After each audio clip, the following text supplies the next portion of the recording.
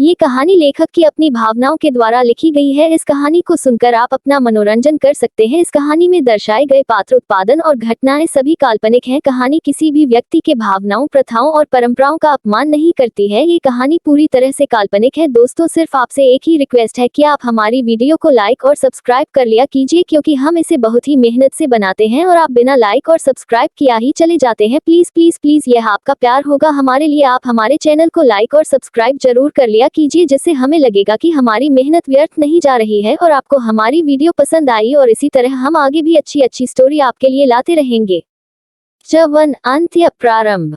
Hello दोस्तों, ये story है एक ऐसी लड़की की जो बहुत ही ज्यादा भोली और मासूम थी, जिसे उसके घर वाले ही उसे घर से बेघर कर देते हैं। दूसरों की बातों में आकर वह उसे पर विश्वास नहीं करते हैं और उसकी जिंदगी बर्बाद हो जाती है और उसे अंत में मौत मिलती है। लेकिन भगवान उसे फिर से एक बार मौका देते हैं और वह अपनी जिंदगी के 3 साल पीछे आ जाती है। अब वह अपनी इस नई लाइफ को कैसे जिएगी, वह कैसे बदला लेगी उन लोगों से जिसने उसने खुद से भी ज्यादा प्यार किया और बदले में उसे मौत मिली। तो चलिए शुरू करते हैं स्टोरी को।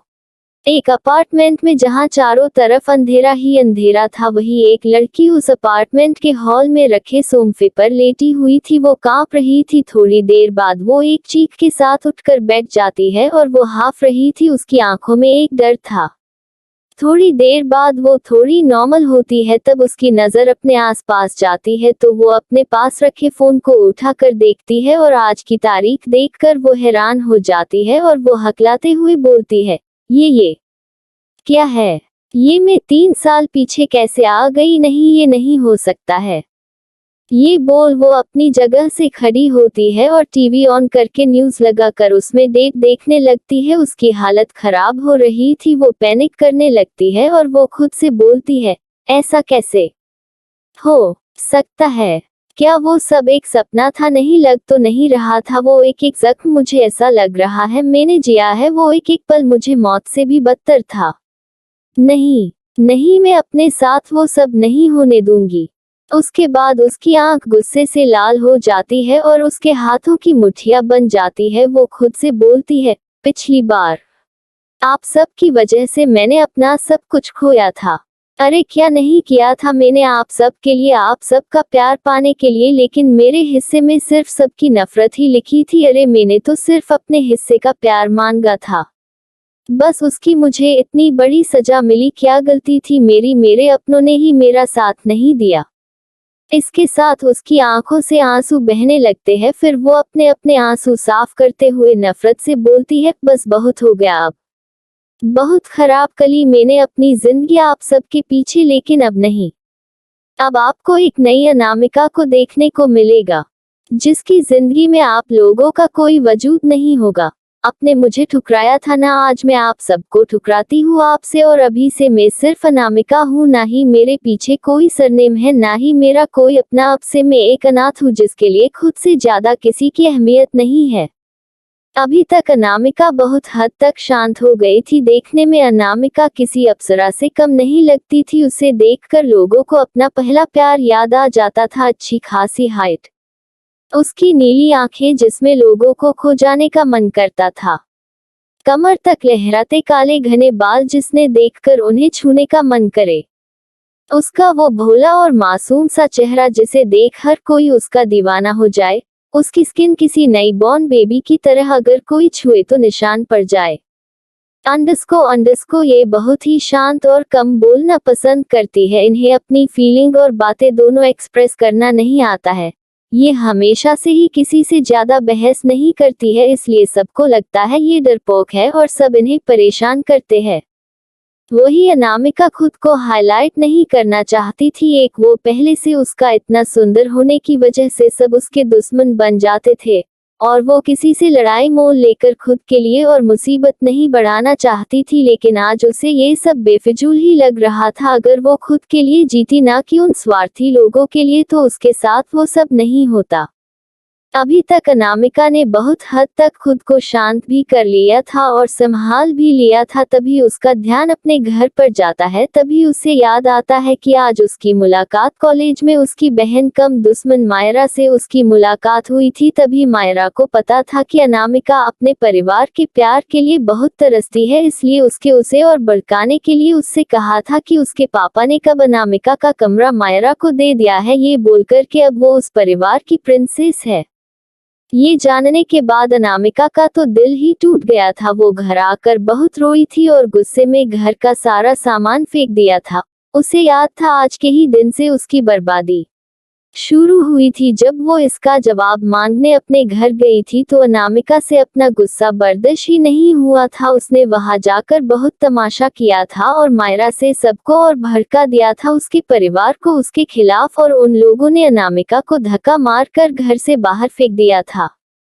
वही अभी भी अनामिका के कानों में उसके एक एक इल्जाम गूंज रहे थे। वो खुद की बेगुनाही के लिए तड़पती रही, लेकिन सिर्फ अपनों की वजह से उसकी जिंदगी बर्बाद हो गई। वही अनामिका अपने ख्यालों से बाहर आती है और घर की सफाई करने लगती है। थोड़ी देर बाद साफ सफाई करने के बाद अनामिका बहुत थक गई थी और वो खुद की गंदी हो गई थी, इसलिए वो नहाने चली गई थी। थोड़ी देर बाद वो नहाकर आती तो उसे भूख लगने लगी थी, इसलिए वो किचन में अपने लिए कुछ बनाने लग जाती है। थोड़ी देर बाद उसने खुद के लिए पोहा और चाय बनाए और उसे लेकर बालकनी में बैठ गई और खाने लगी।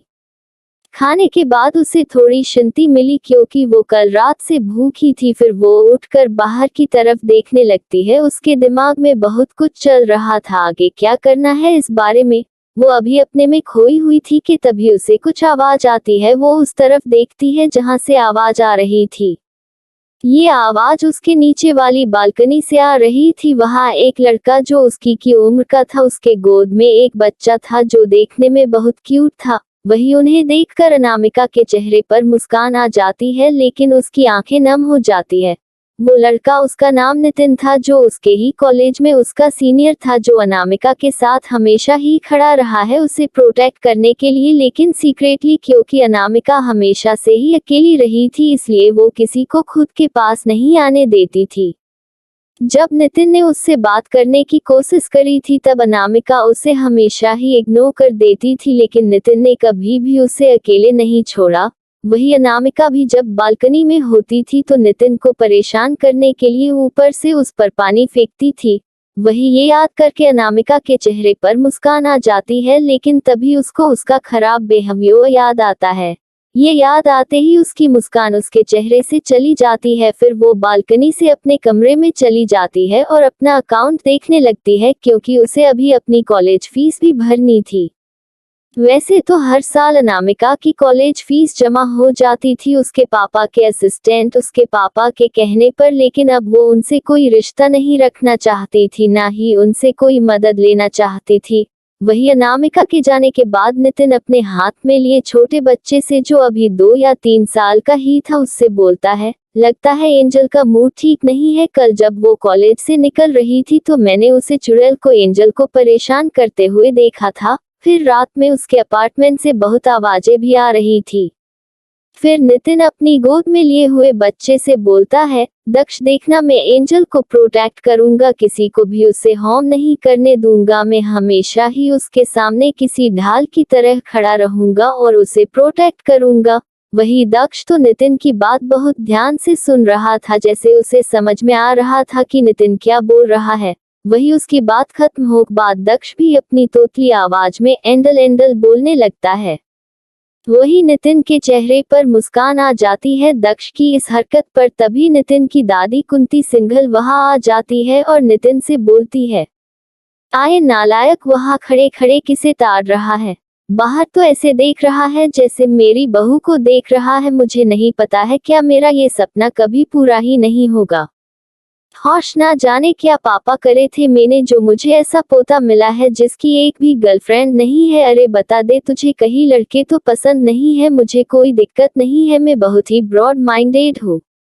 उद्धरण चिन्ह। वही नितिन उनकी बात से चिढ़ जाता है और वो चिल्लाते हुए बोलता है, माँ समझा लो अपनी सास को, पता नहीं कहाँ से उल्टी सीधी बातें सीख कर आ रही है।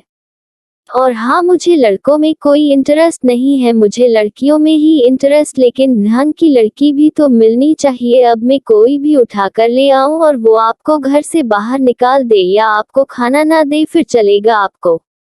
वही उसकी बात सुनकर कांति जी गुस्से में एक एक शाप चबाते हुए बोलती है, मुझे पता है तू तो चाहता ही यही है, तुझे मुझसे दिक्कत होती है और दूसरों के नाम पर तू अपने दिल की बात बोल रहा है। सुन ले स्वाति, अपने बेटे की बातें संभाल ले, वरना इसका भरोसा नहीं कि कल हमें ही हमारे घर से निकाल दे। अरे मांगा ही क्या था, मैंने बस इसकी भलाई का ही सोच रही थी, लेकिन नहीं, इन्हें तो मेरी सलाह से ही दिक्कत होती है।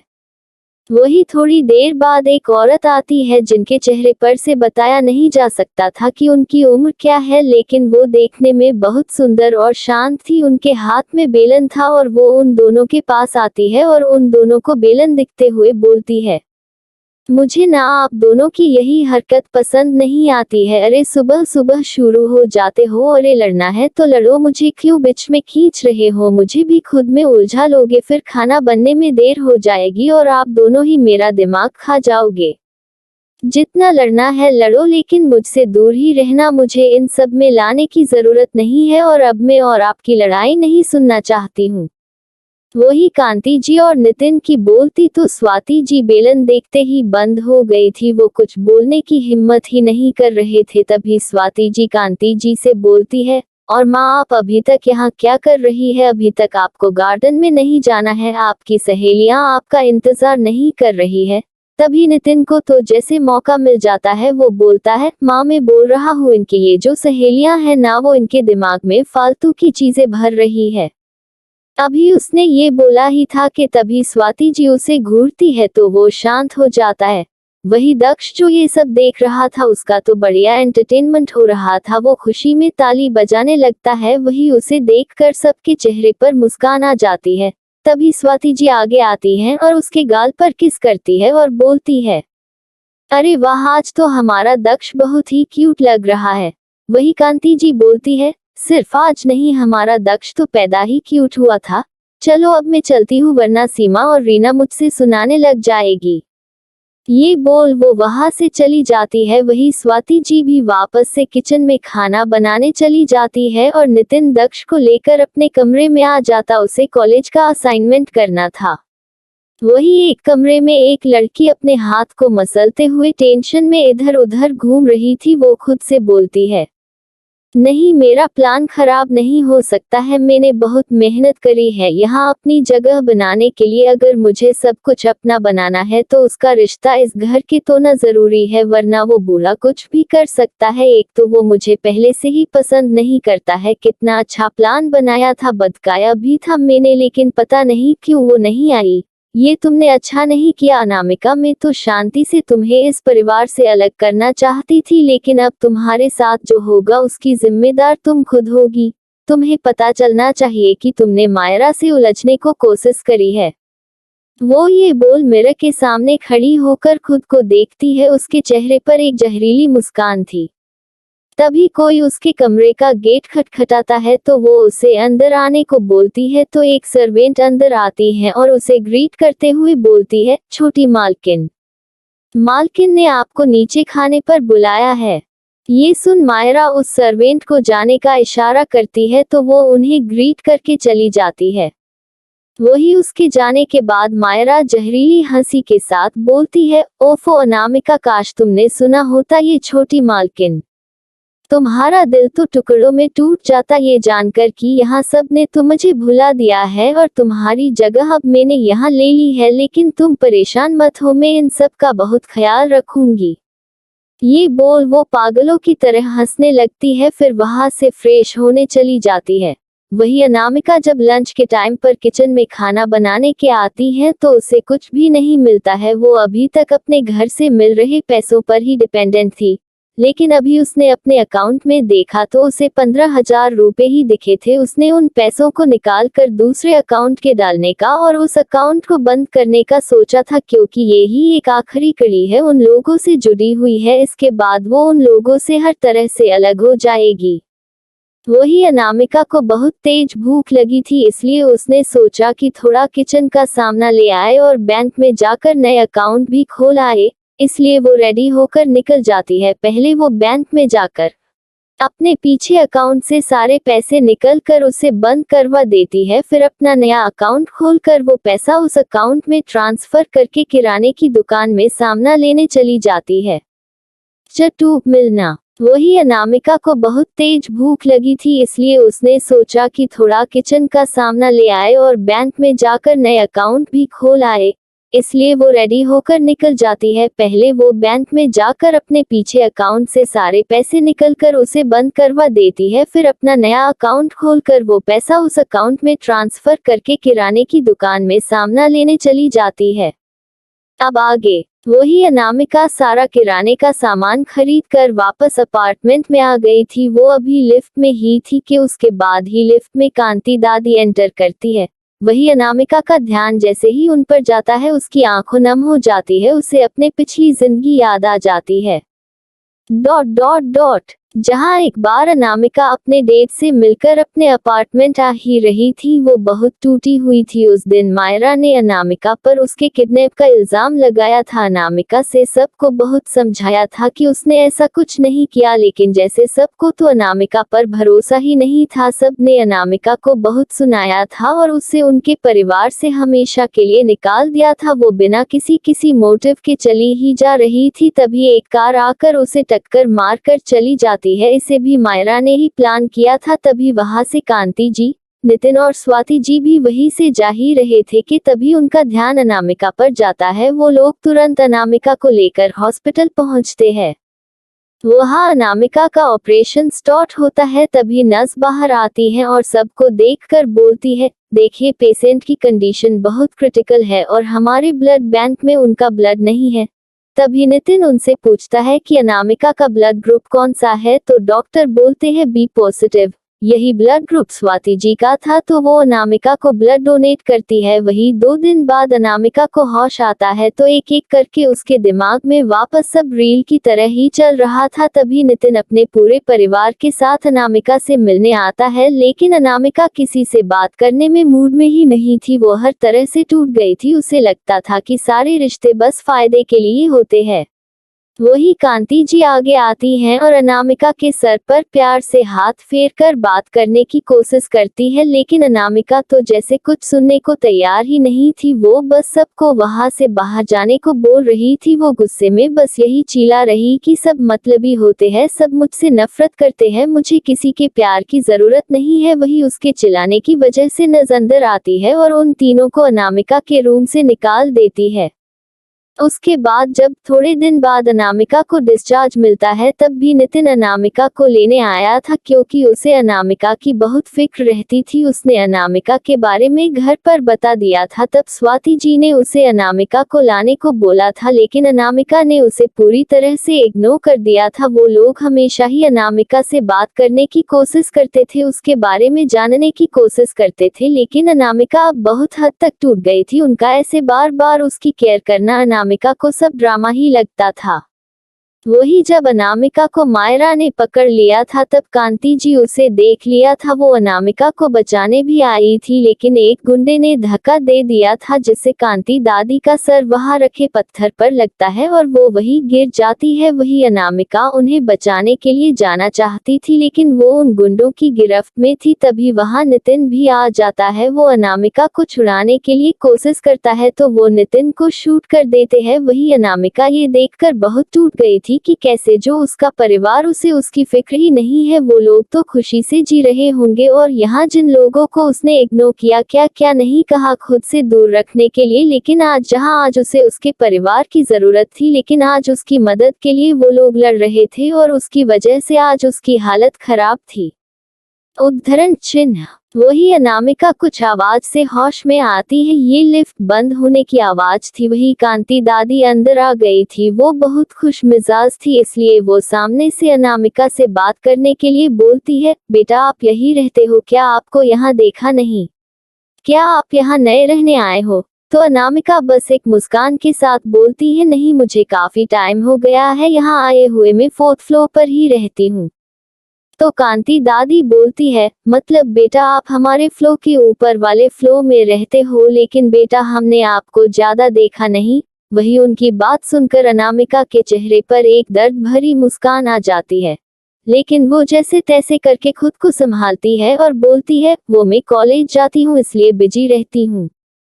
तभी थर्ड फ्लो आ जाता है। वही कांति दादी अभी बाहर निकल ही रही थी कि तभी उसे चक्कर आ जाता है। वो गिरने ही वाली थी कि तभी अनामिका उन्हें पकड़ लेती है और उन्हें संभालते हुए उन्हें बाहर लेकर आती है और बोलती है, दादी आपको क्या हुआ, सब ठीक है ना? लगता है आपका बीपी लो हो गया होगा या फिर ज्यादा देर बाहर रहने की वजह से हुआ होगा। वही कांति दादी का तो अनामिका को खुद को दादी कहना बहुत अच्छा लगा, उन्हें अपनापन सा फील हुए।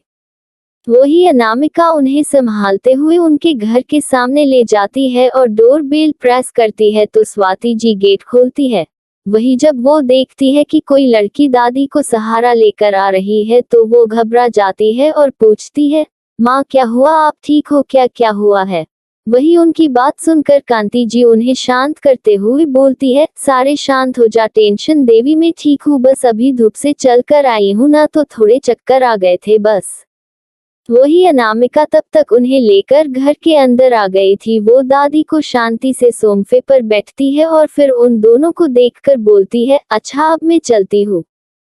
तब जाकर स्वाति का ध्यान अनामिका पर जाता था। उन्हें वो बहुत प्यारी लगती है, देखने में भी अनामिका किसी डॉल से कम नहीं लगती थी। उसे देखकर ऐसा लगता था कि अगर किसी ने उसे छू भी लिया तो वो गंदी हो जाएगी। वही स्वाति जी अनामिका को देख प्यार से पूछती है, बेटा आप कौन, क्या आप इसी बिल्डिंग में रहते हो? उन्होंने अभी ये पूछा था कि तभी कोई चिल्लाता है, बंदरिया तू यहाँ क्या कर रही है, क्या अब तू मुझे परेशान करने के लिए मेरे घर आ गई? जब सब उस तरफ देखते हैं तो वहाँ नितिन दक्ष को अपनी गोद में लेकर खड़ा था। वही स्वाति जी उन्हें डांटते हुए बोलती है, ये क्या तरीका है बात करने का, कितनी प्यारी बच्ची तो है।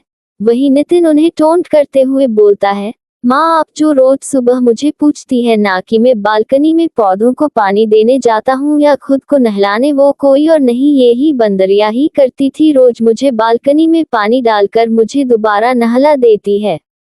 वही जब अनामिका नितिन को खुद पर पूरा ब्लामे डालते हुए देखती है तो वो खुद को डिफेंड करते हुए बोलती है, वो तो मैं तुम्हारा दिमाग शांत करने के लिए ऐसा करती थी, तुम कितनी बक बक करते रहते हो और क्यूटी भी तुम्हारी बकवास सुनकर परेशान हो जाता है, मैं तो तुम्हारी बकवास बंद करने के लिए ही ये सब करती थी।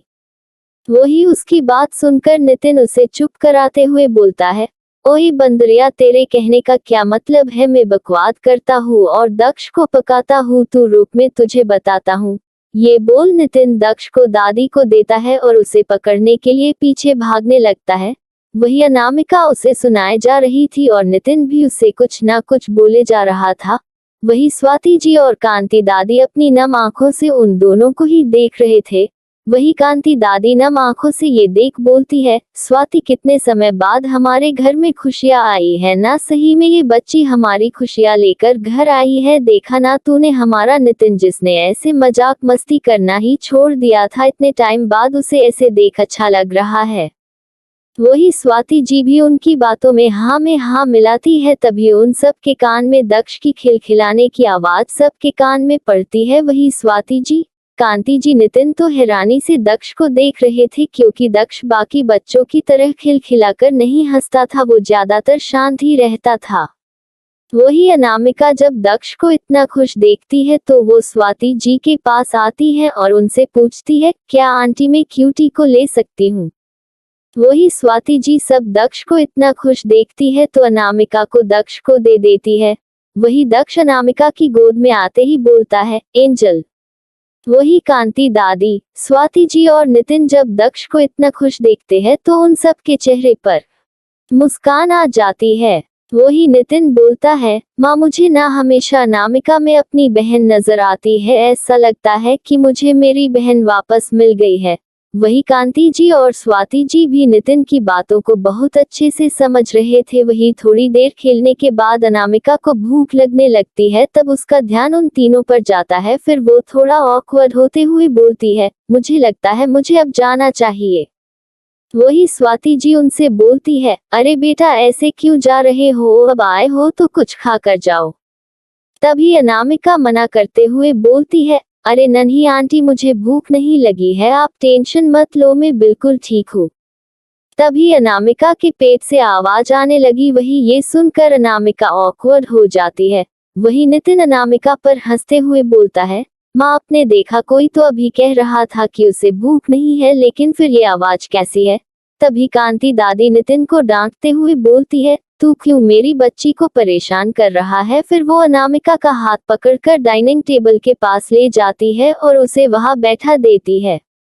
वही स्वाति जी और नितिन भी आ जाते हैं और सब डाइनिंग टेबल पर बैठ जाते हैं खाना खाने के लिए। वही अनामिका को तो समझ ही नहीं आता है कैसे रिएक्ट करे, क्योंकि जाने कितने टाइम बाद वो ऐसे किसी परिवार के बीच बैठी हुई थी, वरना वो हमेशा से ही अकेले खाती थी। वो अभी यही सोच रही थी कि तभी स्वाति जी उसके खाना सर्व करती है तो अनामिका एक नजर उन्हें देखती है और खाने को इतने टाइम बाद उसे घर वाली फीलिंग आ रही थी। वही अनामिका एक बाइट लेती है और उसकी आंखों से आंसू की एक बूंद बह जाती है।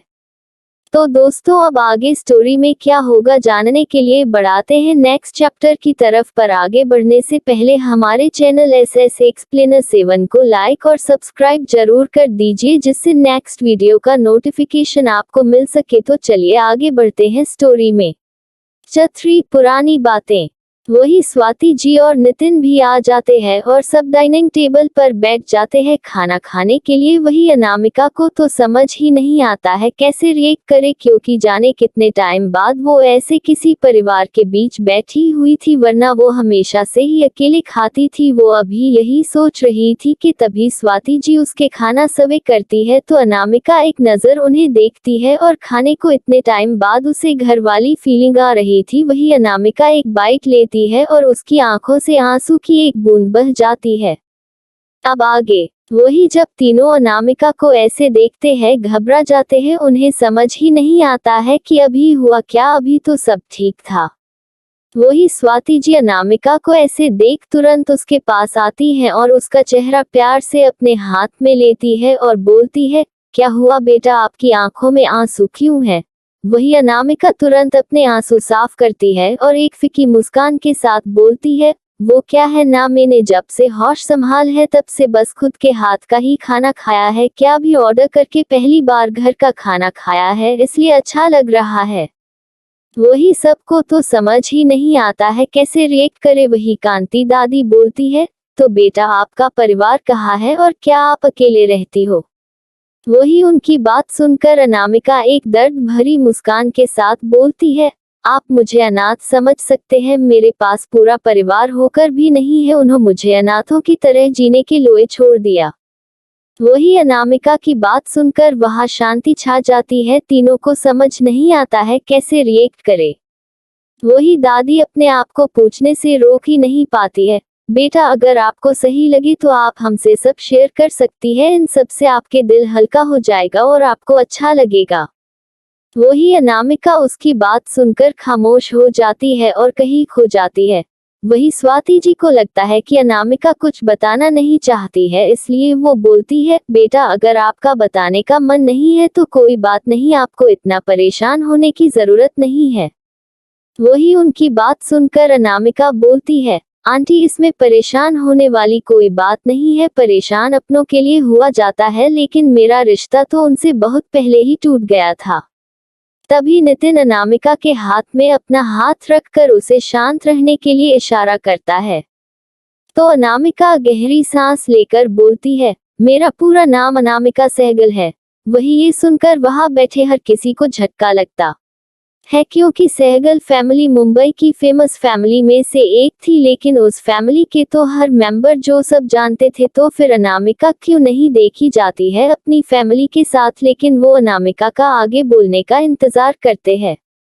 वही अनामिका अपनी बात आगे बढ़ाती है और बोलती है, मैं 12 साल की थी तब मैंने घर छोड़ दिया था इस उम्मीद में कि सब मुझे मनाने आएंगे, लेकिन उन लोगों ने मेरी जगह किसी और को अपनी बेटी बना लिया। वो जो भी बोलती है उनके लिए वो सच होता है और मेरी बातें उन्हें झूठ लगती है। अब हालात ऐसे है कि ना ही वो लोग मेरा चेहरा देखना चाहते हैं और ना ही मैं अब उनसे कोई रिश्ता रखना चाहती हूँ। जिनकी लाइफ में अब मेरे लिए कोई जगह नहीं है तो मेरी लाइफ में भी उनके लिए कोई जगह नहीं है। वही सब ज्यादा तो समझ नहीं आता है, लेकिन इतना तो जरूर समझ गए थे कि अनामिका की फैमिली ने उसके साथ कुछ तो गलत किया था। वही स्वाति जी अनामिका के सर प्यार से हाथ रखकर बोलती है, बेटा आपने आज तो कह दिया कि आपका कोई परिवार नहीं है, लेकिन आज के बाद आप ऐसा नहीं बोलोगी क्योंकि आज से आप हमारी बेटी है। पता है आपको देखकर ही हमें लगा था कि हमें हमारी खोई हुई बेटी वापस मिल गई है। वही ये सब बोलते वक्त स्वाति जी की आंखें नम हो जाती है। वही कांति जी और नितिन भी किसी पुरानी यादों में खो जाते हैं, उनकी आंखें भी नम थी। वही अनामिका को उनकी बात समझ नहीं आती है, लेकिन उसे समझ में ही नहीं आ रहा था कि कैसे पूछे। भले ही अनामिका उनसे पिछली जिंदगी की वजह से जुड़ी हुई थी, लेकिन उन लोगों के लिए तो अनामिका अभी भी अजनबी ही थी। वो उनसे अपने सवाल पूछने में झिझक रही थी। वही कांति जी उनकी आंखों में सवाल देख सकती थी, इसलिए वो बोलती है, बेटा हम आपके सवाल समझ सकते हैं, हम आपको बताते हैं ये हमारी पोती मीरा के बारे में। वो नितिन से 2 साल ही बड़ी थी, लेकिन नितिन और मीरा बिल्कुल बच्चों जैसे थे, हर वक्त मस्ती मजाक। हमारा एक बड़ा पोता भी है, लेकिन वो काम में ही बिजी रहता था। पहले हमारी हालात ठीक नहीं थी, तब मेरे बेटे नरेश मेहता ने बहुत मेहनत से मेहता कंपनी की शुरुआत करी थी। कंपनी अच्छी चल रही थी, सब अच्छा था, लेकिन एक दिन हमारी बेटी मीरा कॉलेज से घर आ ही रही थी कि तभी कुछ लोगों ने हमारी मीरा को किडनैप करके उसके साथ गलत हरकत करी। जब मीरा हमें मिली तो उसकी हालत बहुत खराब थी, लेकिन जैसे तैसे करके हमने उसे संभाल था, लेकिन वो डिप्रेशन में जा रही थी। वही मीरा इस घर की जान थी और नरेश तो उसे इस घर की लक्ष्मी मानते थे, क्योंकि मीरा के जन्म के बाद ही हमारी कंपनी में बहुत तरक्की की थी। लेकिन मीरा के साथ ये सब होने से नरेश भी डिप्रेशन में जा रहे थे और लगातार इससे हमारे बिजनेस में नुकसान हो रहा था। वही तब हमारे बड़े पोते ने उस कंपनी को संभाल। जब उसने कंपनी संभाली तो उसे पता चला कि नरेश के बिजनेस पार्टनर को शुरू से उसके साथ थे उसके दोस्त, वही उसे धोखा दे रहे थे। वो लोग कंपनी के सीक्रेट्स को बेच रहे थे, लेकिन नरेश तो कुछ समझने की हालत में ही नहीं था। वही धीरे धीरे कुछ टाइम बीता और हमें पता चला कि मीरा प्रेग्नेंट थी। इस बात ने मीरा को बहुत तोड़ दिया था। वही सब ने उसे संभालने की कोशिश करी थी, लेकिन फिर थोड़े टाइम बाद मीरा ने अपने बच्चे को जन्म दिया, लेकिन मीरा कुछ भी बर्दाश्त नहीं कर पा रही थी, इसलिए उसने सुसाइड कर लिया। वही नरेश ये बर्दाश्त नहीं कर पाए और वो कोमा में चले गए।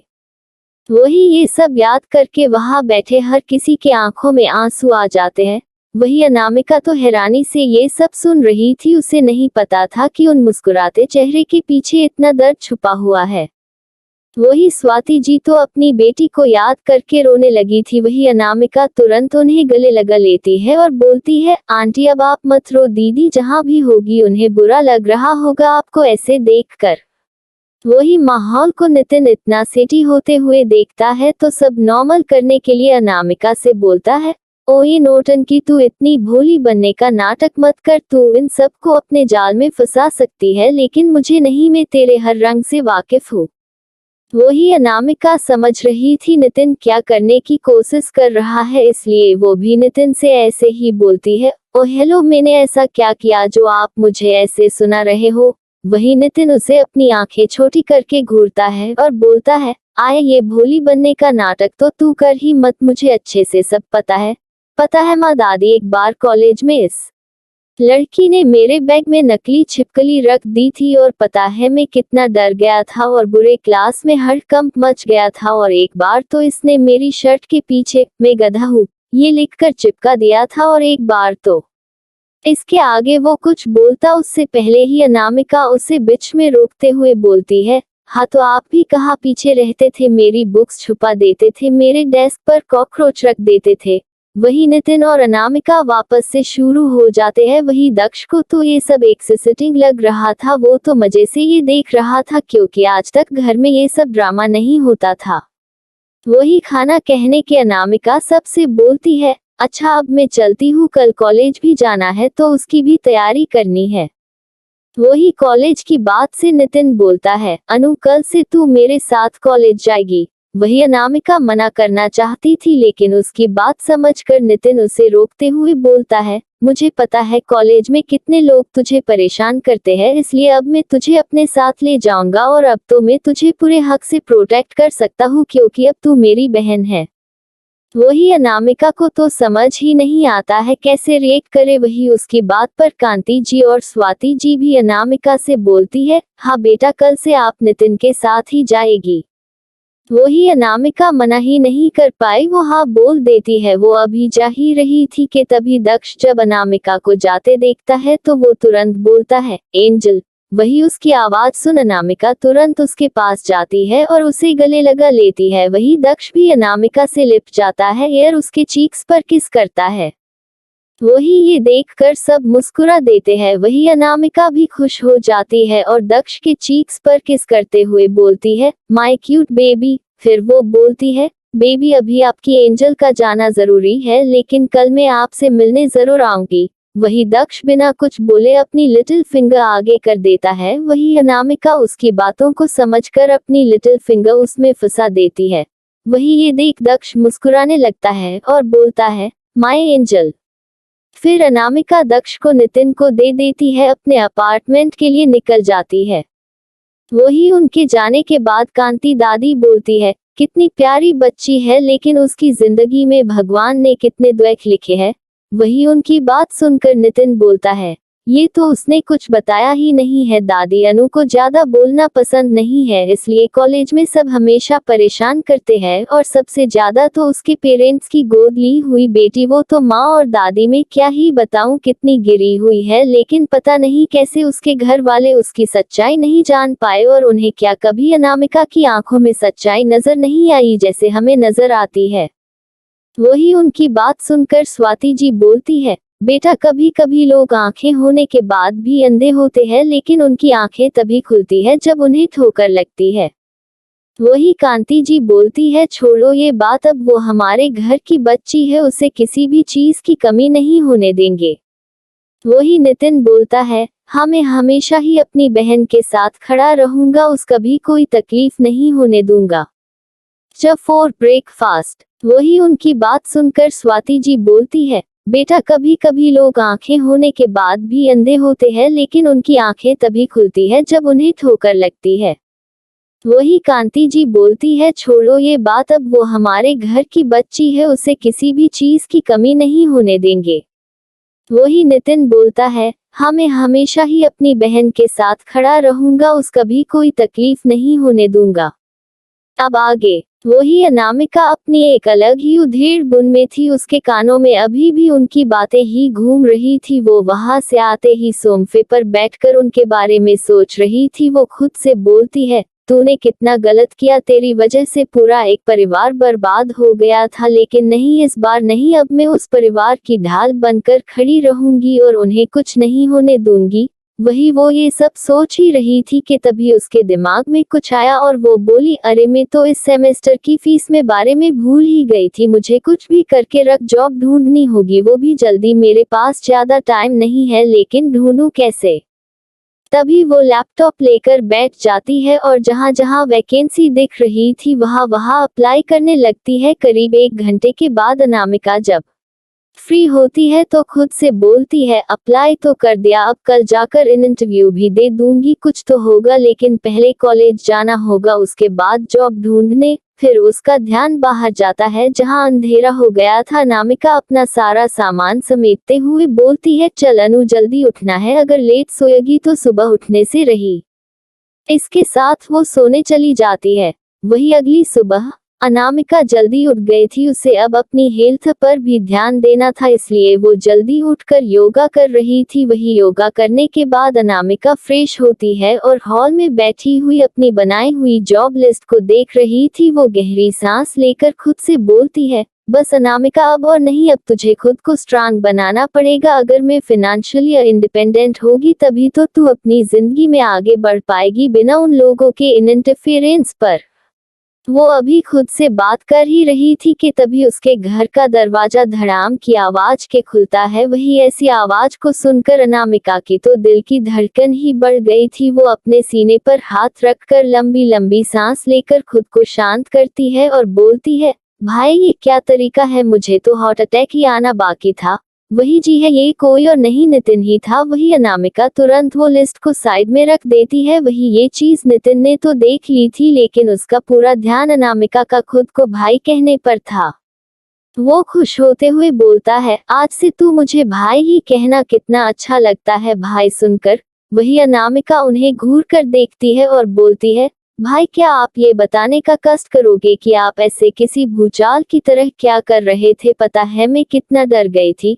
वही नितिन तब तक उसे पास आ गया था। वो उसके सर को प्यार से सहलाता है और बोलता है, अरे छुटकू बेबी, डर गया मैं, तुझे डरना नहीं चाहता था, बस तुझे सरप्राइज देना चाहता था। चल अब जल्दी उठ और रेडी होकर चल, मम्मा हमारा इंतजार कर रही है नाश्ते पर, और वहीं से हम कॉलेज चले जाएंगे। वही अनामिका को याद आता है कि कल ही आंटी ने बोला था कि अब से वो उनके यहाँ ही खाना खाएगी। वो ऐसा करना तो नहीं चाहती थी, लेकिन वो स्वाति जी का दिल नहीं दुखाना चाहती थी, इसलिए वो अपनी जगह से खड़ी होती है और तुरंत अपना बैग लेकर आती है और नितिन के साथ निकल जाती है। वही दोनों इसमें भी लड़ रहे थे। वही वो लोग ऐसे ही लड़ते लड़ते घर पर पहुंच जाते हैं। वही उनको ऐसे देख स्वाति जी और कांति दादी के चेहरे पर मुस्कान आ जाती है। वही अनामिका कांति दादी के पास जाती है और उनसे लिपट जाती है और बोलती है, दादी देखो ना, भाई परेशान कर रहे हैं, वो मुझे बंदरिया कह रहे हैं, और आपको पता है ये धड़ाम की आवाज के साथ मेरे सामने आए थे, मैं कितना डर गई थी। वही नितिन भी उसे चिढ़ाते हुए बोलता है, हाँ तो मुझे थोड़ी पता था कि तेरा दिल इतना कमजोर है, और मैं तो तुझे ही बोलूंगा बंदरिया। वही अनामिका चिढ़ते हुए बोलती है, दादी देखो ना, भाई मुझे चिढ़ा रहे हैं। वही कांति दादी नितिन का कान पकड़ते हुए बोलती है, क्यों रे नालायक, तू मेरी बच्ची को क्यों परेशान कर रहा है? अगर अब तूने उसे परेशान किया था तो मुझसे बुरा कोई नहीं होगा। वही ये देख अनामिका खुश होते हुए उसे जीभ दिखाकर चिढ़ा रही थी। वही ये देख नितिन दादी से बोलता है, दादी दर्द हो रहा है, और आप जिसकी साइड ले रहे हो उसे तो देखो कैसे मुझे चिढ़ा रही है। वही दादी बोलती है, वो कुछ भी करे लेकिन तू उसे परेशान नहीं करेगा।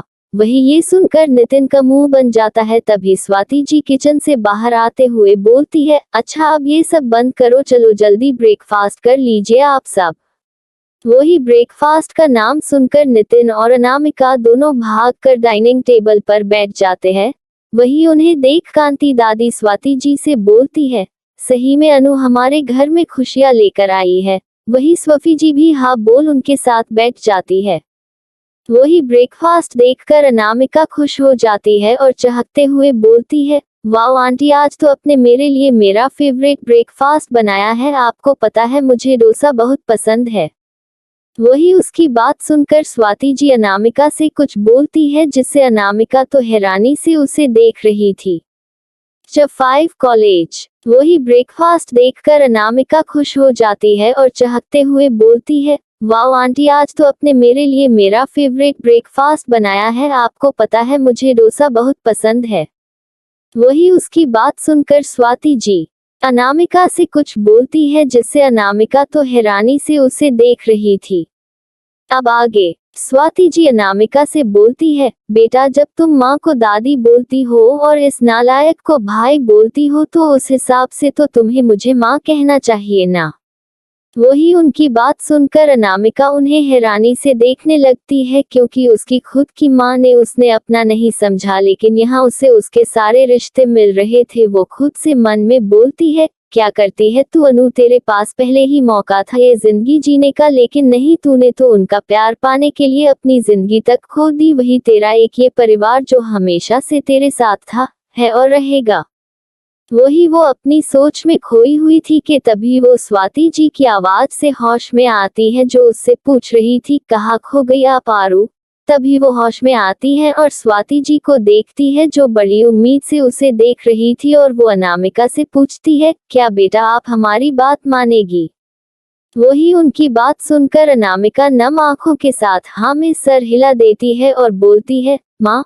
वही ये सुनकर स्वाति जी बहुत खुश हो जाती है और अनामिका को अपने हाथ से ब्रेकफास्ट करने लगती है। वही ये देखकर नितिन इतने इमोशनल माहौल को मजाकिया बनाने के लिए बोलता है, माँ आपको आपकी परी बेटी क्या मिल गई? आप तो अपने मासूम और प्यारे बेटे को भूल ही गई, मुझे भी आपके हाथों से खाना है।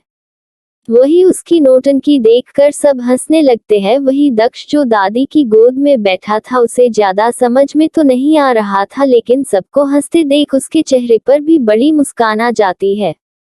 स्वाति जी भी नितिन से बोलती है, हमें सिर्फ अपनी परी को थोड़ी खिलाऊंगी, अपने मगरमच्छ को भी खिलाऊंगी। वही उनकी बात सुनकर तो अनामिका की हंसी ही नहीं रुक रही थी। वही सब एकटक उसे ही देखने लगते हैं, क्योंकि उन्होंने पहली बार ही उसे ऐसे खुलकर हंसते देखा था। वही अनामिका जब सबको ऐसे खुद को देखते पाती है तो झिप जाती है। फिर वो सब नाश्ता करने लगते हैं। वही नाश्ता करने के बाद स्वाति जी नितिन से बोलती है, नितिन तुम जाकर अपने पापा की दवाई देखाओ, कहीं दवाई खत्म तो नहीं हो गई है। वही ये सुन नितिन अपनी जगह से खड़ा होता है और अनामिका को पकड़कर अपने साथ ले जाते हुए बोलता है, चल तुझे भी मैं पापा से मिलाता हूँ, उन्हें बहुत अच्छा लगेगा तुझसे मिलकर। वही अनामिका को तो रिएक्ट करने का मौका ही नहीं मिलता है। वही नितिन उसे लेकर नरेश जी के कमरे में लेकर जाता है। वही जैसे ही अनामिका रूम में आती है तो उसका ध्यान नरेश जी पर जाता है। अनामिका को उनसे एक अलग ही अटैचमेंट फील हो रही थी। उन्हें देखकर अनामिका बता सकती थी वो अपनी जवानी में बहुत हैंडसम रहे होंगे। अभी भी उनके चेहरे पर एक अलग ही रूप देखा जा सकता था। देखने में तो वो अभी में हैंडसम लग रहे थे, लेकिन थोड़े कमजोर। वही नितिन उनके पास जाता है और उनका हाथ पकड़कर बैठ जाता है और उनसे बोलता है, पापा देखो मैं किसे लेकर आया हूँ आपको मिलाने के लिए। आपको पता है ये मेरी छोटी बहन है अनामिका, मैं इसे आरू बोलता हूँ। आपको पता है ये मुझसे लड़ती रहती है। वही जब अनामिका नितिन को खुद की शिकायत करते देखती है तो वो तुरंत चिढ़ते हुए बोलती है, भाई डोंट यू डेयर, आप पापा के सामने मुझे लड़ाकू नहीं बोल सकते हो। तभी अनामिका को याद आता है उसने अभी क्या बोला और वो शांत हो जाती है। उसके जहन में उसके पापा का ख्याल आ जाता है। वही नितिन इन सब से बेखबर नरेश जी से बात कर रहा था। थोड़ी देर बात करने के बाद वो अनामिका को देखता है जो कहीं खोई हुई थी। वो उसे आवाज देते हुए बोलता है, आरू कहाँ खो गई है तू? वही अचानक से अनामिका होश में आती है तो वो थोड़ा लड़खड़ा जाती है और वो गिरने वाली ही थी कि तभी वो बेड को पकड़ लेती है गिरने के डर से। तभी उसका हाथ नरेश जी के पैरों से टच हो जाता है। वही उसे ऐसे गिरते देख नितिन तुरंत आकर अनामिका को संभालता है और थोड़ी फिक्र में बोलता है, आरू तू ठीक है ना? वही अनामिका ने अब तक खुद को बहुत हद तक संभाल लिया था। वो बोलती है, भाई मैं ठीक हूँ। फिर वो बोलता है, अच्छा चल अब बहुत लेट हो गया है, हमारा फर्स्ट लेक्चर मिस हो जाएगा। वही वो दोनों उस रूम से वहां से निकल जाते हैं, लेकिन उनका इस बात पर ध्यान नहीं दिया कि जैसे ही अनामिका के हाथ नरेश जी के पैर को छुए थे तो उनके हाथ में थोड़ी सी मूवमेंट हुई थी, लेकिन दोनों का ध्यान इस बात पर नहीं गया था।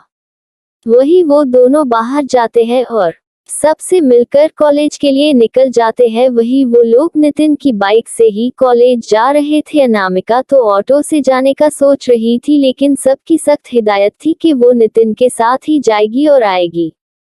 जैसे ही वो लोग कॉलेज में पहुंचते हैं तो सबका ध्यान उन पर चला जाता है, क्योंकि हर किसी की नज़र में अनामिका एक ऐसी लड़की थी वो किसी से ज्यादा घुलना मिलना पसंद नहीं करती थी। वही नितिन भी कॉलेज का हैंडसम हंक था। वही कॉलेज की बहुत सारी लड़कियां उसकी दीवानी थी। वही आज उसे अनामिका के साथ देखकर तो बहुत सारी लड़कियों को जलन हो रही थी। वो लड़कियां तो अभी जाकर ही उसे वहां से हटाना चाहते थे। वही उन सबकी की नजरों को नजरअंदाज करते हुए नितिन और अनामिका कॉलेज के अंदर जा ही रहे थे कि तभी कोई आकर उसके सामने खड़ा हो जाता है। वही किसी को खुद के सामने खड़ा देख वो दोनों सामने वाले इंसान को देखते हैं तो दोनों उस इंसान को अपनी आंखें छोटी करके घूरने लगते हैं। 6 बेइज्जती। वही उन सबकी की नजरों को नजरअंदाज करते हुए नितिन और अनामिका कॉलेज के अंदर जा ही रहे थे कि तभी कोई आकर उसके सामने खड़ा हो जाता है। वही किसी को खुद के सामने खड़ा देख वो दोनों सामने वाले इंसान को देखते हैं तो दोनों उस इंसान को अपनी आंखें छोटी करके घूरने लगते हैं। अब आगे, क्योंकि सामने कोई और नहीं मायरा थी, वो बहुत ही मासूमियत से उसे देख रही थी, लेकिन उसके दिल तो बहुत सारा गुस्सा था क्योंकि वो कल पूरे दिन अनामिका का वेट कर रही थी लेकिन अनामिका नहीं आई, जिससे उसका सारा प्लान बर्बाद हो गया था। लेकिन जब उसने अनामिका को आज नितिन के साथ देख तो उसे बहुत गुस्सा आया था। वो कैसे अनामिका को खुश देख सकती थी मायरा की, ये हम जिद ही समझ सकते हैं, जो कि अनामिका का हर कुछ छीन लेने की वही, इसीलिए वो अब नितिन को भी अनामिका से अलग करना चाहती थी। इसलिए वो मासूमियत का मुखौटा पहनकर उसके सामने आती है और बोलती है, दीदी क्या अब घर से निकाल देने के बाद अपने अपने खर्चे निकालने के लिए इन्हें अपना बॉयफ्रेंड बना लिया, लेकिन ये अच्छा नहीं है। सोचिए अगर घर पर सबको ये पता चलेगा तो कितना बुरा लगेगा, और आप नितिन के साथ भी अच्छा नहीं कर रही हो। वही ये बोल वो बहुत ही मासूमियत से उसे देखती है और वही खड़े सारे बच्चे जब ये सुनते हैं तो वो अजीब नजरों से अनामिका को देखने लगते हैं। यकीनन ये अच्छी तो नहीं थी, वही नितिन अपनी बहन के लिए ये बातें कैसे सुन सकता था।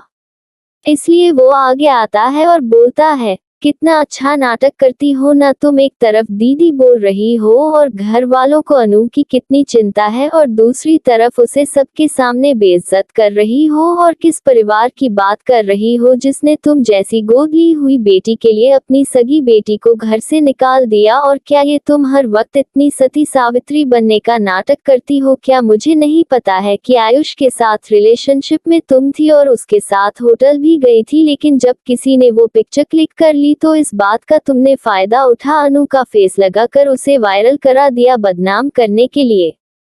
तुम्हें क्या लगता है मुझे नहीं पता है कि अनु के खिलाफ जितनी भी अफवाह उड़ रही है वो सब तुमने ही उड़ाई है। वही मायरा जब नितिन की बात सुनती है तो उसका चेहरा पिला पड़ जाता है। उसे समझ नहीं आता है कि उसकी सच्चाई उसके सामने आई कैसे। वो हकलाते हुए बोलती है, तुम झूठ बोल रहे हो, ऐसा कुछ नहीं है। और क्या सबूत है तुम्हारे पास कि ये सब मैंने किया है? तुम दीदी को बचाने के लिए झूठ बोल रहे हो। वही उसकी बात सुन नितिन के चेहरे और टेढ़ी मुस्कान आ जाती है और वो बोलता है, लगता है तुमने कॉलेज ग्रुप चेक नहीं किया है, एक बार चेक कर लो। और हाँ, मेरी बहन को किसी परिवार की जरूरत नहीं है, मैं हमेशा उसके साथ हूँ। तो तुम्हारे उस सो कॉल्ड फैमिली को तो मेरी बहन से दूर ही रखना, आरना मुझसे बुरा कोई नहीं होगा। इसके साथ वो अनामिका के पास आकर उसका हाथ पकड़कर बोलता है, चल आरू, क्लास के लिए लेट हो रहा है। ये बोल वो अनामिका के साथ क्लास कर लिए चला जाता है। वही सब नितिन की बातों को सोच के तुरंत ही फोन निकाल कर देख रहे थे। वही मायरा की भी हालत खराब थी, उसे तो सोच सोच कर ही डर लग रहा था। उसे अपनी इमेज की बहुत चिंता हो रही थी और अगर ये न्यूज़ घर तक पहुंच गई तो उसकी इमेज पूरी तरह बर्बाद हो जाएगी। वो अभी ये सोच ही रही थी कि तभी उसे सबकी नजरें खुद पर फील होती है। ये देख वो अपनी पकड़ अपने पस पर कस देती है और तुरंत वहां से निकल जाती है। वो वहां से आकर सीधे पार्किंग में आकर अपनी कार में बैठ जाती है और तुरंत अपने कांपते हाथों से फोन निकालने लगती है और दूसरे हाथ के नाखून अपने दांतों से काट रही थी। जैसे ही वो कॉलेज की साइड देखती है तो उसके होश उड़ जाते हैं, क्योंकि वहां पर उसकी बहुत सारी इंटीमेट फोटोज और वीडियोस थी, वो भी अलग अलग लड़कों के साथ। वही ये देख वो गुस्से में अपना फोन साइड वाली सीट में फेंक देती है और गुस्से में अपने बाल खींचने लगती है। वो किसी पागल से कम नहीं लग रही थी। इस वक्त वो खुद से चिल्लाते हुए बोलती है, ये तुमने ठीक नहीं किया, ये सब उस लड़की की वजह से है ना, बर्बाद कर दूंगी मैं उसे, उसकी खुशी मुझे बर्दाश्त नहीं। और आज तो उसने मायरा से उलझने की कोशिश करी है, उसे पता चलना चाहिए कि मुझसे उलझने का अंजाम कितना बुरा हो सकता है। ये बोल वो पागलों की तरह हंसने लगती है। फिर सीट से फोन उठाकर किसी को कॉल करती है और बोलती है, हाँ सुनो, एक फोन भेज रही ही एक लड़की की, आगे क्या करना है पता है ना, वो कहीं मुंह दिखाने लायक नहीं रहनी चाहिए, पैसे मैं अभी भेज रही हूँ। ये बोल वो कॉल कट करके पेमेंट करती है और खुद से बोलती है, मैं बहुत शरीफ और मासूम हूँ है, सबको यही लगना चाहिए, मुझे कुछ करना होगा लेकिन मैं ये फोटोज भी नहीं हटवा सकती क्योंकि बहुत सारे लोगों ने ये फोटोज देख ली है, क्या करूँ हाँ। ये बोल वो एक नंबर डायल करती है और बोलती है, सुनो पैसे मिल जाएंगे लेकिन कॉलेज साइट में जो फोटोज है उसमें जो मेरी फोटोज है उसे मोरफेड बताना है कि वो फोटोज मेरी है और हाँ मेरे लिए पॉजिटिव कमेंट करने के लिए लोग हायर करो। ये बोल वो कॉल कट करके खुद से बोलती है, ये बात बाहर फैले उससे पहले मुझे इस मैटर से निपटने हैं, फिर कल तक तो मेरी जगह यहाँ अनामिका की फोटोज होने वाली है, बस कल तक का इंतजार है। वही ये बोल वो कॉलेज से चली जाती है। वही अनामिका ने भी वो फोटोज देख ली थी जो नितिन से सवाल करना चाहती थी इस बारे में, लेकिन लेक्चर की वजह से वो नहीं पूछ पाए, लेकिन बाद में जरूर पूछने वाली थी।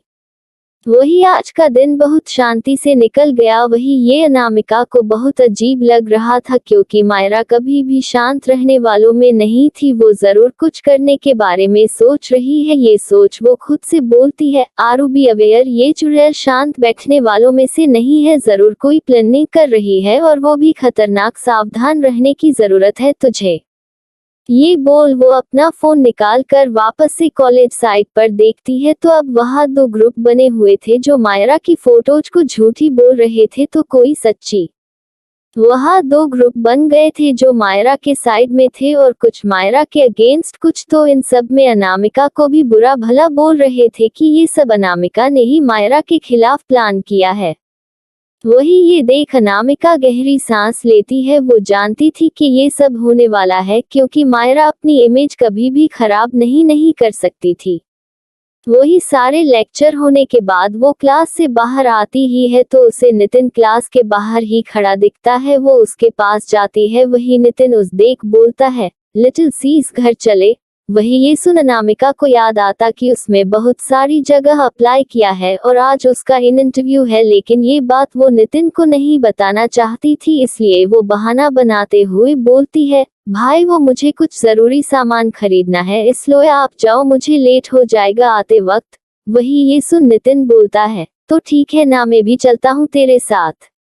वही अब अनामिका को तो समझ ही नहीं आता है कि क्या बोले अब, इसलिए वो बहाना बनाते हुए बोलती है, भाई कुछ पर्सनल चीजें खरीदनी है, प्लीज जाओ।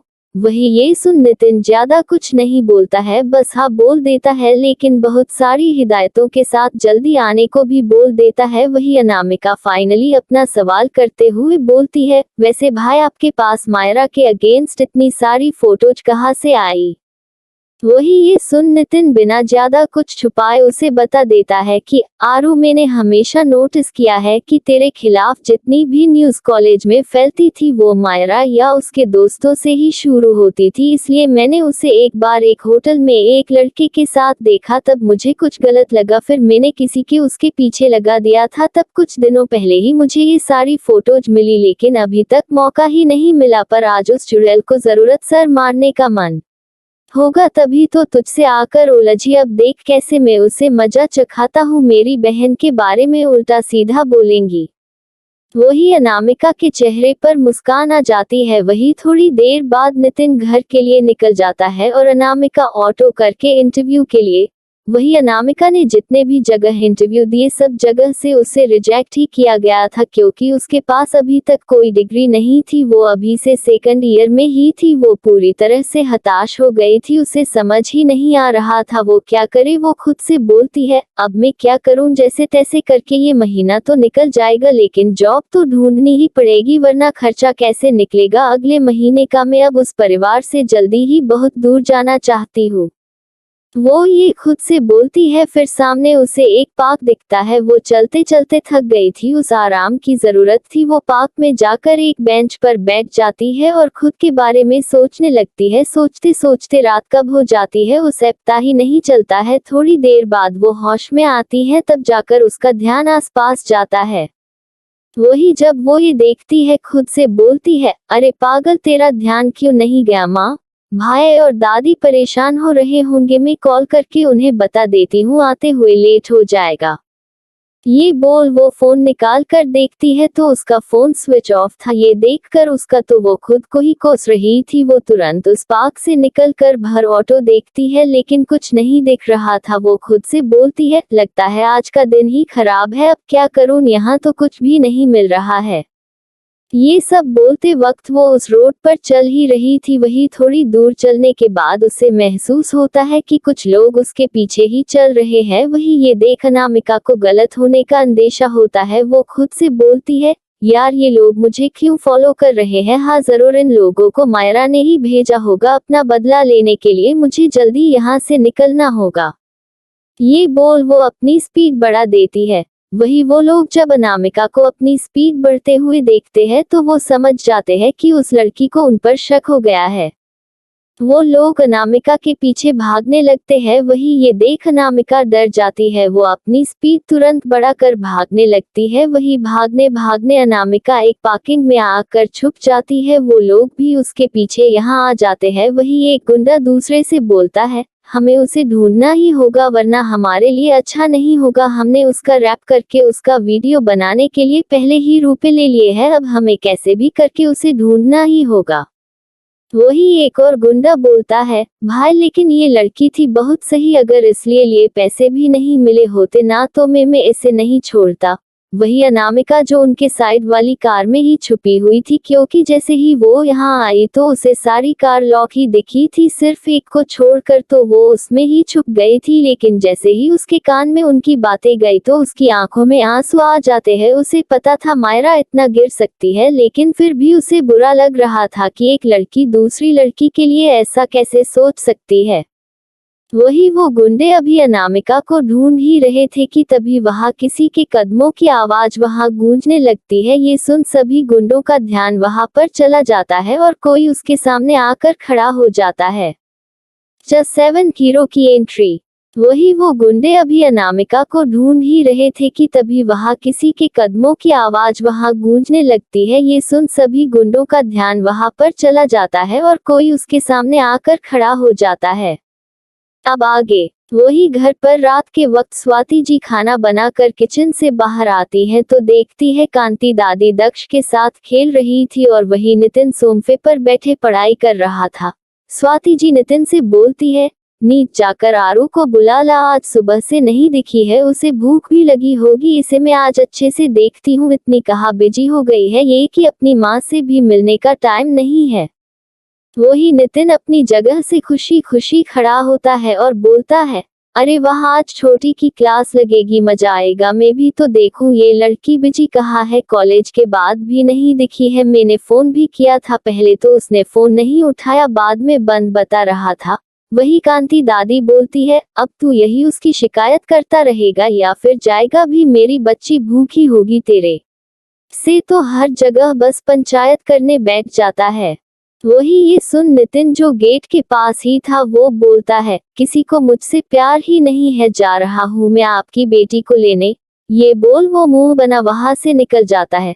थोड़ी देर बाद वो अनामिका के घर के बाहर खड़ा था और डोरबेल बजा रहा था लेकिन कोई गेट नहीं खोल रहा था। उसे बहुत हैरानी हो रही थी। वो अपने साथ उसके अपार्टमेंट की चाबी भी लेकर आया था। वो उससे गेट खोलकर अंदर आता है तो अनामिका उसे कहीं नहीं मिलती है। वो खुद से बोलता है, मुझे ऐसा क्यों लग रहा है कि आरू कॉलेज के बाद घर ही नहीं आई है। ये लड़की एक बार मुझे बता तो सकती थी, इसे मैं आज छोड़ूंगा नहीं।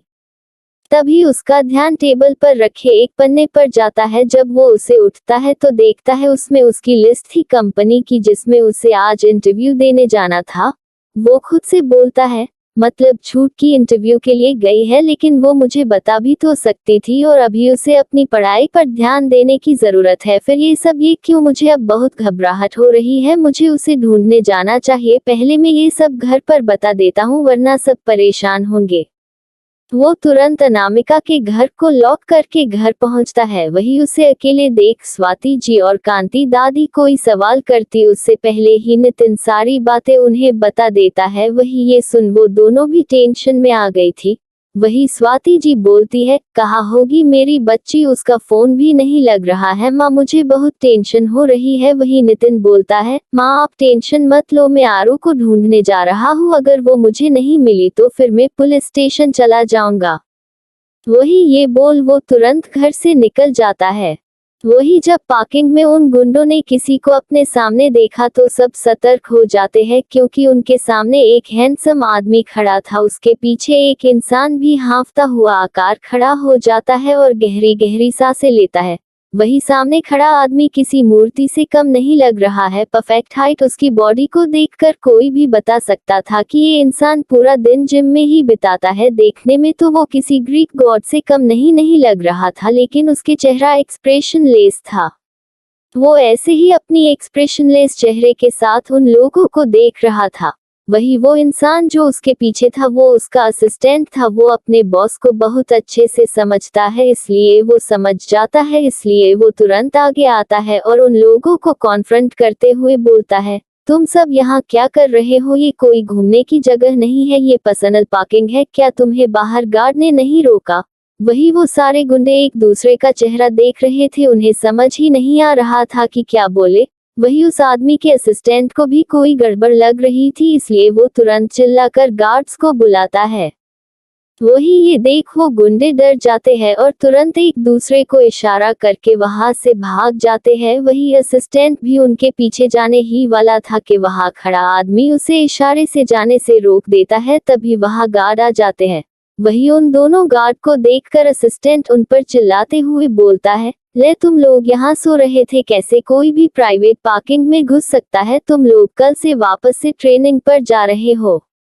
वही ये सुन दोनों गार्ड डर जाते हैं, लेकिन वो अपने बॉस का गुस्सा जानते थे, इसलिए बिना कुछ कहे वहां से चले जाते हैं। वही उनके जाने के बाद वो आदमी और उसका असिस्टेंट अपने कार के पास आते हैं। वही असिस्टेंट ड्राइविंग सीट का गेट खोल बैठ जाता है। वही वो आदमी भी बैक सीट का गेट खोलकर बैठने ही वाला था कि तभी गेट खोलते ही उसे एक लड़की दिखाई दी जो छुपी हुई थी। उसका चेहरा पूरा बालों से छुपा हुआ था। वही उस आदमी का दिल बहुत तेज धड़क रहा था उस लड़की को देखकर। वही जब असिस्टेंट ने अपने बॉस को कार में बैठते हुए नहीं देखा तो जैसे ही वो पीछे मुड़ा तो उस लड़की को देखते चीखता है, चुड़ैल मम्मी बचाओ, अभी तो मेरी शादी भी नहीं हुई है और मेरे बच्चे भी नहीं है। मैंने तो अपनी लाइफ ही एंजॉय नहीं करी अपने बॉस की वजह से। मुझे नहीं मारना, अभी अभी मेरी उम्र ही क्या है, प्लीज चुड़ैल दीदी मुझे कुछ मत करना। वही वो अनामिका खुद डर गई थी किसी के ऐसे चिल्लाने से, इसलिए वो डर से धीरे धीरे अपना चेहरा ऊपर करती है। वही रात का टाइम था, इसलिए हर जगह अंधेरा था, बस कुछ गिनी हुई लाइट ही जल रही थी। वही अनामिका के चेहरे ऊपर करने से लाइट उसके चेहरे पर गिर रही थी। वही रोने की वजह से उसका चेहरा लाल हो गया था, जैसे उसने ब्लश लगाया हो, और वो देखने में भी किसी डॉल से कम नहीं थी। वही उसे देखकर तो उस आदमी और उसके असिस्टेंट की बोलती ही बंद हो गई थी। वो एकटक उसे ही देख रहे थे। वो आदमी तो जल्दी होश में आ गया था। तभी उसने देखा कि अनामिका उसको ऐसे देखने से डर रही है। तभी उसका ध्यान अपने असिस्टेंट पर जाता है जो एकटक अनामिका को ही घूर रहा था। ये देख पता नहीं क्यों लेकिन उसे बिल्कुल अच्छा नहीं लगा, इसलिए वो उसे वार्न करने हुए बोलता है, करण बिहाव। वही अपने बॉस के कहने पर करण को होश आता है वो कैसे उस लड़की को घूर रहा था, लेकिन वो मना भी नहीं कर सकता था क्योंकि अनामिका थी इतनी खूबसूरत। वही वो आदमी फिर अनामिका से पूछता है, मिस आप यहाँ क्या कर रही है और ऐसे मेरी कार में? वही अनामिका के दिमाग में तो अभी भी बस वही सब घूम रहा था, उन सब की बातें और उसकी पिछली जिंदगी, इसलिए उसे उस आदमी की आवाज सुनाई ही नहीं दी। वो बस बदहवास थी, कभी खोई हुई ही बैठी हुई थी। वही उस आदमी को कुछ गड़बड़ लग रही थी। पहले कुछ लोगों का यहाँ ऐसे घुस कर कुछ करना और एक लड़की का उसकी कार में छुपा कर बैठना। वही उस आदमी को जब अपना जवाब नहीं मिलता है तो वो अपना हाथ बढ़ाकर उस लड़की के कंधे पर रखता है, जिससे वो होश में आती है और तुरंत अटकते हुए बस यही बोल रही थी, भाई के पास जाना है, भाई भाई। वही वो आदमी और करण उसकी घबराहट देख सकते थे, इसलिए उसे काम करने के लिए वो आदमी करण से पानी लेकर अनामिका को दे देता है। वही अनामिका पानी पीकर कुछ शांत होती है। वही उसे थोड़ा शांत होते देख वो आदमी वापस अनामिका से अपने सवाल करता है, तुम मेरी कार में क्या कर रही हो? वही अब जाकर अनामिका का ध्यान सामने खड़े अपने हीरो पर जाता है। वो तो पहली नजर में ही उस पर फ्लैट हो गई थी, लेकिन जैसे तैसे करके वो खुद को संभालती है और अटकते हुए बोलती है, वो लोग मेरा पीछा कर रहे थे तो मैं यहाँ आकर छुप गई। वही ये सुन उस आदमी को पता नहीं क्यों गुस्सा आता है, लेकिन वो जैसे तैसे खुद को शांत करके आराम से बोलता है, अच्छा अब सब ओके है, आप अपना एड्रेस बता दीजिए, हम आपको छोड़ देंगे, ये भी आपको कोई ऑटो नहीं मिलेगा। वही करण तो हैरान होकर अपने बॉस को एक लड़की से इतने प्यार से बात करते हुए देख रहा था। ये वही इंसान है जो अपने आसपास लड़कियों को घूमने नहीं देता है और आज एक लड़की के लिए आउट ऑफ द कैरेक्टर जाकर बात कर रहा है। वही अनामिका उन्हें अपने अपार्टमेंट का एड्रेस बता देती है। वही वो एड्रेस सुन दोनों हैरान होकर अनामिका को ही देख रहे थे, लेकिन वो आदमी जल्दी से होश में आकर अनामिका के साइड में बैठ जाता है और करण कार स्टार्ट कर देता है। वही कार में अजीब सी शांति छाई हुई थी। वही उस शांति को तोड़ते हुए वो आदमी अनामिका से बात शुरू करने के लिए पूछता है, वैसे आपका नाम क्या है, आप करती क्या है? वही अनामिका भी बिना ज्यादा सोचे उसे अपने बारे में बता देती है। फिर वो उस आदमी से उसके बारे में पूछती है, तो वो आदमी अपने बारे में बताते हुए बोलता है, हाय मेरा नाम आदित्य सिन्हा है। ये सुन अनामिका बस एक जबरदस्ती मुस्कान पास करती है। वही आदित्य भी ज्यादा कुछ नहीं बोलता है क्योंकि वो उसकी कंडीशन समझ सकता था। वही पूरा रास्ता शांति से निपट जाता है। वही अपार्टमेंट में पहुंचते ही अनामिका आदित्य को देखते हुए बोलती है, थैंक यू सर मेरी मदद करने के लिए। ये बोल वो कार से निकल जाती है और अपार्टमेंट की तरफ बढ़ जाती है। वो अभी अंदर गई ही थी कि तभी वह नितिन साइकिल से आ जाता है। वो बहुत हताश है, उसे अनामिका का कहीं अता पता ही नहीं चला था। वो अभी वहां आया ही था कि वहां किसी कार को देख उसके दिल में एक उम्मीद जगी। वो तुरंत उस कार के पास आया और ड्राइविंग सीट को नॉक करता है। वही करण कार की विंडो नीचे करता है तो सामने वाले इंसान को देख हैरान हो जाता है। वही नितिन बिना ज्यादा सामने वाले इंसान पर ध्यान दिए हुए सीधा उससे सवाल करता है, सर क्या आपने यहाँ किसी प्यारी सी लड़की को देखा, कहीं वो किसी डॉल की तरह दिखती है? वही करण को ज्यादा समझ नहीं आता है, वो बस अपार्टमेंट की तरफ उंगली से इशारा कर देता है। वही उसका इशारा देख नितिन के चेहरे पर एक उम्मीद की किरण दिखाई देती है। वो सिर्फ थैंक यू बोल बिना ज्यादा ध्यान दिए सीधा अपार्टमेंट की तरफ भाग जाता है। वही उसके ऐसे भागने से करण होश में आता है। वही आदित्य जब नितिन को अनामिका की इतनी तारीफ करते हुए देखता है तो पता नहीं क्यों लेकिन उसे बहुत जलन हुई, लेकिन वो उन सब बातों को साइड करते हुए करण से बोलता है, करण यहाँ क्या चल रहा है और अनामिका की सारी डिटेल्स मुझे कल तक चाहिए। स्टोरी में आगे बढ़ने से पहले चैनल को लाइक और सब्सक्राइब कर लीजिए जिससे नेक्स्ट वीडियो का नोटिफिकेशन आपको मिल सके। अब चलिए बढ़ाते हैं आगे स्टोरी में। और दोस्तों अगर यह स्टोरी आपको पसंद ना आए तो हमें बता दीजिए, हम स्टोरी को यही बंद कर देंगे। कमेंट करना बिल्कुल नहीं भूलिएगा।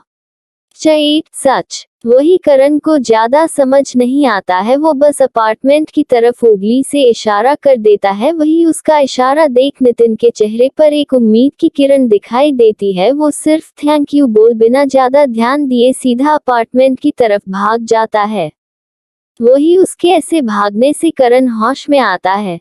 वही आदित्य जब नितिन को अनामिका की इतनी तारीफ करते हुए देखता है तो पता नहीं क्यों लेकिन उसे बहुत जलन हुई, लेकिन वो उन सब बातों को साइड करते हुए करण से बोलता है, करण यहाँ क्या चल रहा है और अनामिका की सारी डिटेल्स मुझे कल तक चाहिए।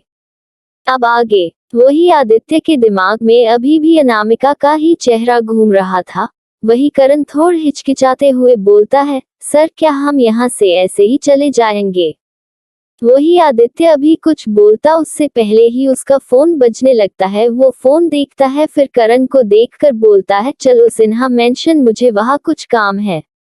वही ये सुन करण कुछ बोलना चाहता था लेकिन फिर खुद को शांत करते हुए अपने बॉस का ऑर्डर मानकर वहां से निकल जाते हैं। वही अनामिका अब थोड़ा बहुत नॉर्मल हो गई थी लेकिन उसके दिमाग में अभी भी यही सब चल रहा था। अभी वो लिफ्ट के पास पहुंची थी कि तभी उसे अपना नाम सुनाई देता है। वो उस तरफ देखती है तो वहां से नितिन भागकर उसके पास आ रहा था। वही उसे देख अनामिका की आंखें नम हो जाती है और वो भाग कर जाती है, नितिन के गले लगा कर फुट फुट कर रोने लगती है। वही नितिन की भी आंखें नम थी लेकिन उसने अनामिका के लिए ही खुद को संभाल कर रखा हुआ था। वो उसके सर को प्यार से सहला रहा था और वो उसे शांति करने की कोशिश कर रहा था। जब वो देखता है कि बहुत हद तक अनामिका नॉर्मल हो गई है तो वो बिना कुछ पूछे उसे लेकर लिफ्ट से अपने अपार्टमेंट में लेकर चला जाता है। वही स्वाति जी, कांति दादी वही घूमते हुए अनामिका का ही इंतजार कर रहे थे। वही दक्ष भी दादी की गोद में ही था। दोनों ने उसे बहुत सुलाने की कोशिश करी थी, लेकिन दक्ष अपनी उम्र के बच्चों से ज्यादा समझदार था। वो समझ गया था कि उसकी एंजल को कुछ हो गया है, इसलिए वो नहीं सो रहा था, बस वो एंजल एंजल ही बोल रहा था। वही वो लोग अभी परेशान हो ही रहे थे कि तभी उन लोगों ने नितिन और अनामिका को साथ आते देखा। वही अनामिका ने अभी बहुत हद तक खुद को शांत कर लिया था, अब वो नॉर्मल हो गई है। वहाँ उसे सही देख स्वाति जी और कांति दादी को सांस में सांस आती है। वही स्वाति जी भागकर अनामिका को गले लगा लेती है, अब जाकर उनको शांति मिलती है, वरना अभी तक तो उनकी जान ही निकल रही थी। वही थोड़ी देर बाद स्वाति जी अनामिका से अलग होती है और उसे देखते हुए बोलती है, कहाँ रह गई थी मेरी बच्ची? अगर कहीं गई थी तो तू हमें बता सकती थी ना, और तेरा फोन क्यों नहीं लग रहा है? पता है हम कितना परेशान हो गए थे। वही अनामिका को ये देख बुरा भी लगता है और अच्छा भी लगता है, क्योंकि उसने कभी किसी को खुद की इतनी परवाह करते नहीं देखा था, लेकिन उसे समझ ही नहीं आता है क्या बोले। वही नितिन उसकी हालत समझ सकता था, इसलिए वो आगे आता है और बोलता है, अरे माँ वो अभी यही आई है, थाकी हुई है और आप शुरू हो गई। अरे उसे आराम से तो बैठने दो पहले। वही ये सुन वो तुरंत अपने सर पर मारते हुए बोलती है, हाँ मैं तो ये भूल ही गई थी, जाओ बेटा पहले फ्रेश होकर आ जाओ, मैं खाना गर्म करती हूँ। वही अनामिका फ्रेश होने चली जाती है, फिर फ्रेश होकर वापस आती है तो देखती है सब डाइनिंग टेबल पर उसका ही वेट कर रहे थे। वो भी उनके पास चली जाती है। वो स्वाति जी और नितिन के बीच बैठ जाती है। वही दक्ष दादी की गोद से बार बार नीचे उतरने की कोशिश कर ही रही थी, उसे अपनी एंजल के पास जाना था। जब वो देखता है कि दादी उसे नीचे नहीं उतार रही है तो वो रोने जैसी आवाज में बोलता है, एंजल एंजल।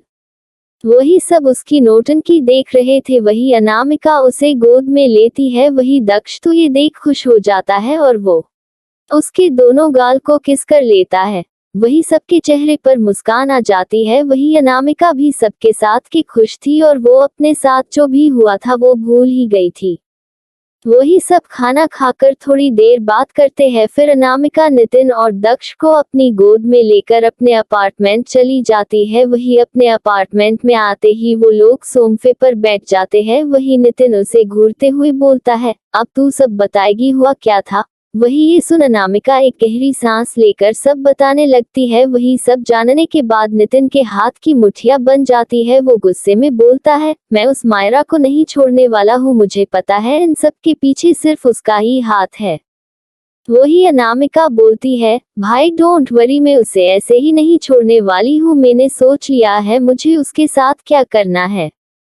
वही नितिन अपनी आईब्रो रेज करता है, जैसे जानना चाहता हो कि हो क्या रहा है। वही अनामिका समझ रही थी, लेकिन वो अभी कुछ नहीं बताना चाहती थी, इसलिए वो बात टालते हुए बोलती है, भाई मैं बहुत थक गई हूँ, आज बहुत कुछ हो गया है, मुझे सोना है। वही नितिन भी समझ रहा था कि अनामिका उसे कुछ नहीं बताने वाली है, इसलिए वो ठीक है बोल दक्ष को लेकर वहां से चला जाता है। वही अनामिका सच में बहुत ज्यादा थक गई थी, इसलिए बिना ज्यादा कुछ सोचे अपने कमरे में सोने चली जाती है। वही दूसरी तरफ एक बेसमेंट में जहां कुछ लोगों को टॉर्चर किया जा रहा था, उनके शरीर पर पहले ही बहुत सारे चोट के निशान थे। वो लोग खुद को छोड़ने के लिए गिड़गिड़ा रहे थे। वही उनके सामने एक आदमी बैठा हुआ था, पैर पर पैर रखकर वो बिना किसी इमोशन के उसे देख रहा था। वही थोड़ी देर बाद वो अपना हाथ दिखाकर सबको रोकने के लिए अपना हाथ दिखाकर रोक देता है, फिर उनके पास आकर खड़ा हो जाता है और उनमें से एक के सर को पकड़कर खुद के सामने करता है और अपने दांत पिसते हुए बोलता है, तुमने मुझे धोखा देने की कोशिश करी है और तुम जानते हो आदित्य सिन्हा सब कुछ बर्दाश्त कर सकता है, लेकिन धोखा नहीं, तूने मेरा नमक खाकर मेरे ही प्रोजेक्ट की इंफॉर्मेशन उस दानिश को दी, ये जानते हुए जब ये बात मुझे पता चलेगी तो मैं तुम्हें नहीं छोड़ूंगा। वही वो आदमी जो उसकी ही कंपनी में काम करता था, वो अपने हाथ जोड़ते हुए बोलता है, सर प्लीज मुझे माफ कर दीजिए, बस पैसों के लालच में अंधा हो गया था, इसलिए मैंने ये सब किया और इन लोगों को भी अपने साथ कर लिया, बस एक मौका दे दीजिए, फिर मैं आपको कोई शिकायत का मौका नहीं दूंगा। वही आदित्य तो उसे ऐसे इग्नोर करता है जैसे उसने उसकी कोई बात ही नहीं सुनी। वो एक गार्ड की तरफ मुड़ता है और बोलता है, इसे मारकर इसकी लाश को जंगल पर फेंक दो। ये बोल वो वहां से निकल जाता है। वही उन लोगों के चीखने चिल्लाने की आवाजें गूंजने लगती है। वही आदित्य उस बेसमेंट से निकलकर वहां से बनी थोड़ी दूर पर एक बंगले की तरफ बढ़ जाता है। ये बंगला बहुत ज्यादा एरिया में फैला हुआ था और वहां बहुत सारे नई नई टेक्नोलॉजी से बना था और उसका सारा एक्सेस आदित्य के पास था। उसके अलावा वहां हर जगह बहुत सारे गार्ड थे जिन्हें खुद आदित्य ने ट्रेन किया था, उसकी ट्रेनिंग एकेडमी थी। वही आदित्य चलकर अंदर आता है। वही करण उसका पहले से हॉल में वेट कर रहा था। वहां पहुंचते ही आदित्य सोफे पर बैठ जाता है। वही करण थोड़ा हिचकिचाते हुए बोलता है, सर दानिश हमारे बहुत सारे प्रोजेक्ट को अपने तरफ करने के लिए कुछ लोगों से मीटिंग कर रहा है, लेकिन आपके डर की वजह से किसी ने भी हाँ नहीं किया, इससे वो बहुत बौखलाया हुआ है। वही आदित्य शांति से बोलता है, उसे जो करना है करने दे, वो कभी मुझसे नहीं जीत सकता है। वही करण फिर एक और बात याद करके बोलता है, सर वो श्लोक सर का फोन आया था, वो कुछ दिनों में वापस इंडिया आ रहे हैं। आदित्य कुछ सोचते हुए बोलता है, वो आ रहा है तो मीर भी आ रहा होगा, दोनों के लिए कुछ बॉडीगार्ड अपॉइंट करो, मुझे कोई बहाना नहीं सुनना है और उनकी सेफ्टी में कोई कॉम्प्रोमाइज नहीं करूंगा। वही ये सुन करण जी बॉस बोल शांत हो जाता है। फिर कुछ याद करके वो बोलता है, कल ऑफिस पहुंचते ही मुझे अनामिका की सारी डिटेल्स चाहिए, कुछ भी मिस नहीं होना चाहिए। वही करण ये नाम सुन खुद से बोलता है, ये नाम मुझे सुना सुना क्यों लग रहा है, कहीं तो सुना है मैंने ये। वही उसकी आवाज नीचे थी, लेकिन ज्यादा नीचे नहीं थी जिसे आदित्य ने सुन लिया था। वो गुस्से में एक एक शब्द चबाते हुए बोलता है, मैं उसी अनामिका की बात कर रहा था जो आज मेरी कार में थी। तब जाकर करण को याद आता है और वो आदित्य को देखकर दांत दिखा देता है और अपना सर सहलाते हुए बोलता है, वो मैं भूल गया था। वही आदित्य उसे कुछ नहीं बोलता है, वो उसकी नौटंकी समझ ही रहा था। वही करण उसका बचपन का ही दोस्त था, दोनों ने अपनी पढ़ाई साथ में ही करी थी। आदित्य तो ज्यादा किसी से बात नहीं करता था, लेकिन करण ने जिस दिन से आदित्य को देखा था तब से उससे दोस्ती करने के लिए उसके पीछे ही पड़ गया था। वैसे भी करण भी बहुत अच्छी फैमिली से बिलोंग करता था, उनका खुद का बिजनेस है, लेकिन वो उसका बड़ा भाई संभालता है। वही करण अपनी मर्जी से आदित्य के साथ रहने के लिए उसका असिस्टेंट बना हुआ था। वही आदित्य वहां से उठकर अपने कमरे में चला जाता है। वही करण ये देख गहरी सांस लेता है और वहां से भाग जाता है। वही अपने कमरे में आदित्य फ्रेश होता है और बेड पर लेट जाता है। वही लेटते ही उसके सामने अनामिका का चेहरा आ जाता है। वो खुद से बोलता है, मैं जानता हूँ ये तुम ही हो, बस कल मुझे पक्का हो जाएगा, फिर मैं तुम्हें खुद से कभी अलग नहीं होने दूंगा, चाहे उसके लिए मुझे तुम्हें खुद से जबरदस्ती ही क्यों ना जोड़ना पड़े। बस एक बार तुम मेरी हो जाओ, फिर मुझे कुछ नहीं चाहिए। बस इतने साल से मैं तुम्हारा ही इंतजार कर रहा था, लेकिन क्या मैं तुम्हें याद होगा? लेकिन कोई बात नहीं, अगर तुम्हें याद नहीं होगा तो मैं हूं ना तुम्हें याद दिलाने के लिए। ये बोल उसके चेहरे पर डेविल स्माइल आ जाती है। वो गाते हुए बोलता है, तुम्हें अपना बनाने का जुनून सर पे है, कब से है? मुझे आदत बना लो एक बुरी, कहना ये तुमसे है। तुम्हें अपना बनाने का जुनून सर पे है, कब से है? सर पे है, कब से है? इसके साथ वो हंसने लगता है। फिर उसके सामने अनामिका का चेहरा आ जाता है। वो खुद से बोलता है, वैसे डॉल तुम अब पहले से भी ज्यादा अच्छी लगने लगी हो। मेरा तो मन तुम्हें देखते ही अपनी बाहों में भरने का था, लेकिन मैं तुम्हें खुद से डराना नहीं चाहता था, तुम पहले से ही डरी हुई थी। फिर कुछ याद करके उसकी आंखों में गुस्सा उतर आता है और वो खुद से बोलता है, डॉल जिसकी वजह से तुम आज इतना परेशान हुई हो ना, मैं उसे छोड़ूंगा नहीं। तुम पर सिर्फ मेरा हक है और उन्होंने तुम्हें परेशान किया है, अब उनकी मौत पक्का है। वही आदित्य अनामिका को याद करते हुए ही सो जाता है।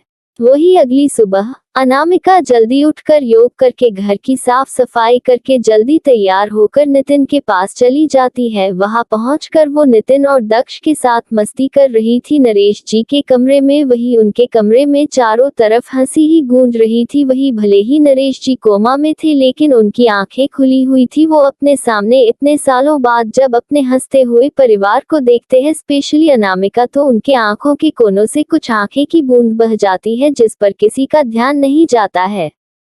तो अब आगे स्टोरी में क्या होगा जानने के लिए हम बढ़ाते हैं अपने नेक्स्ट एपिसोड की तरह। लाइक और कमेंट जरूर करेगा।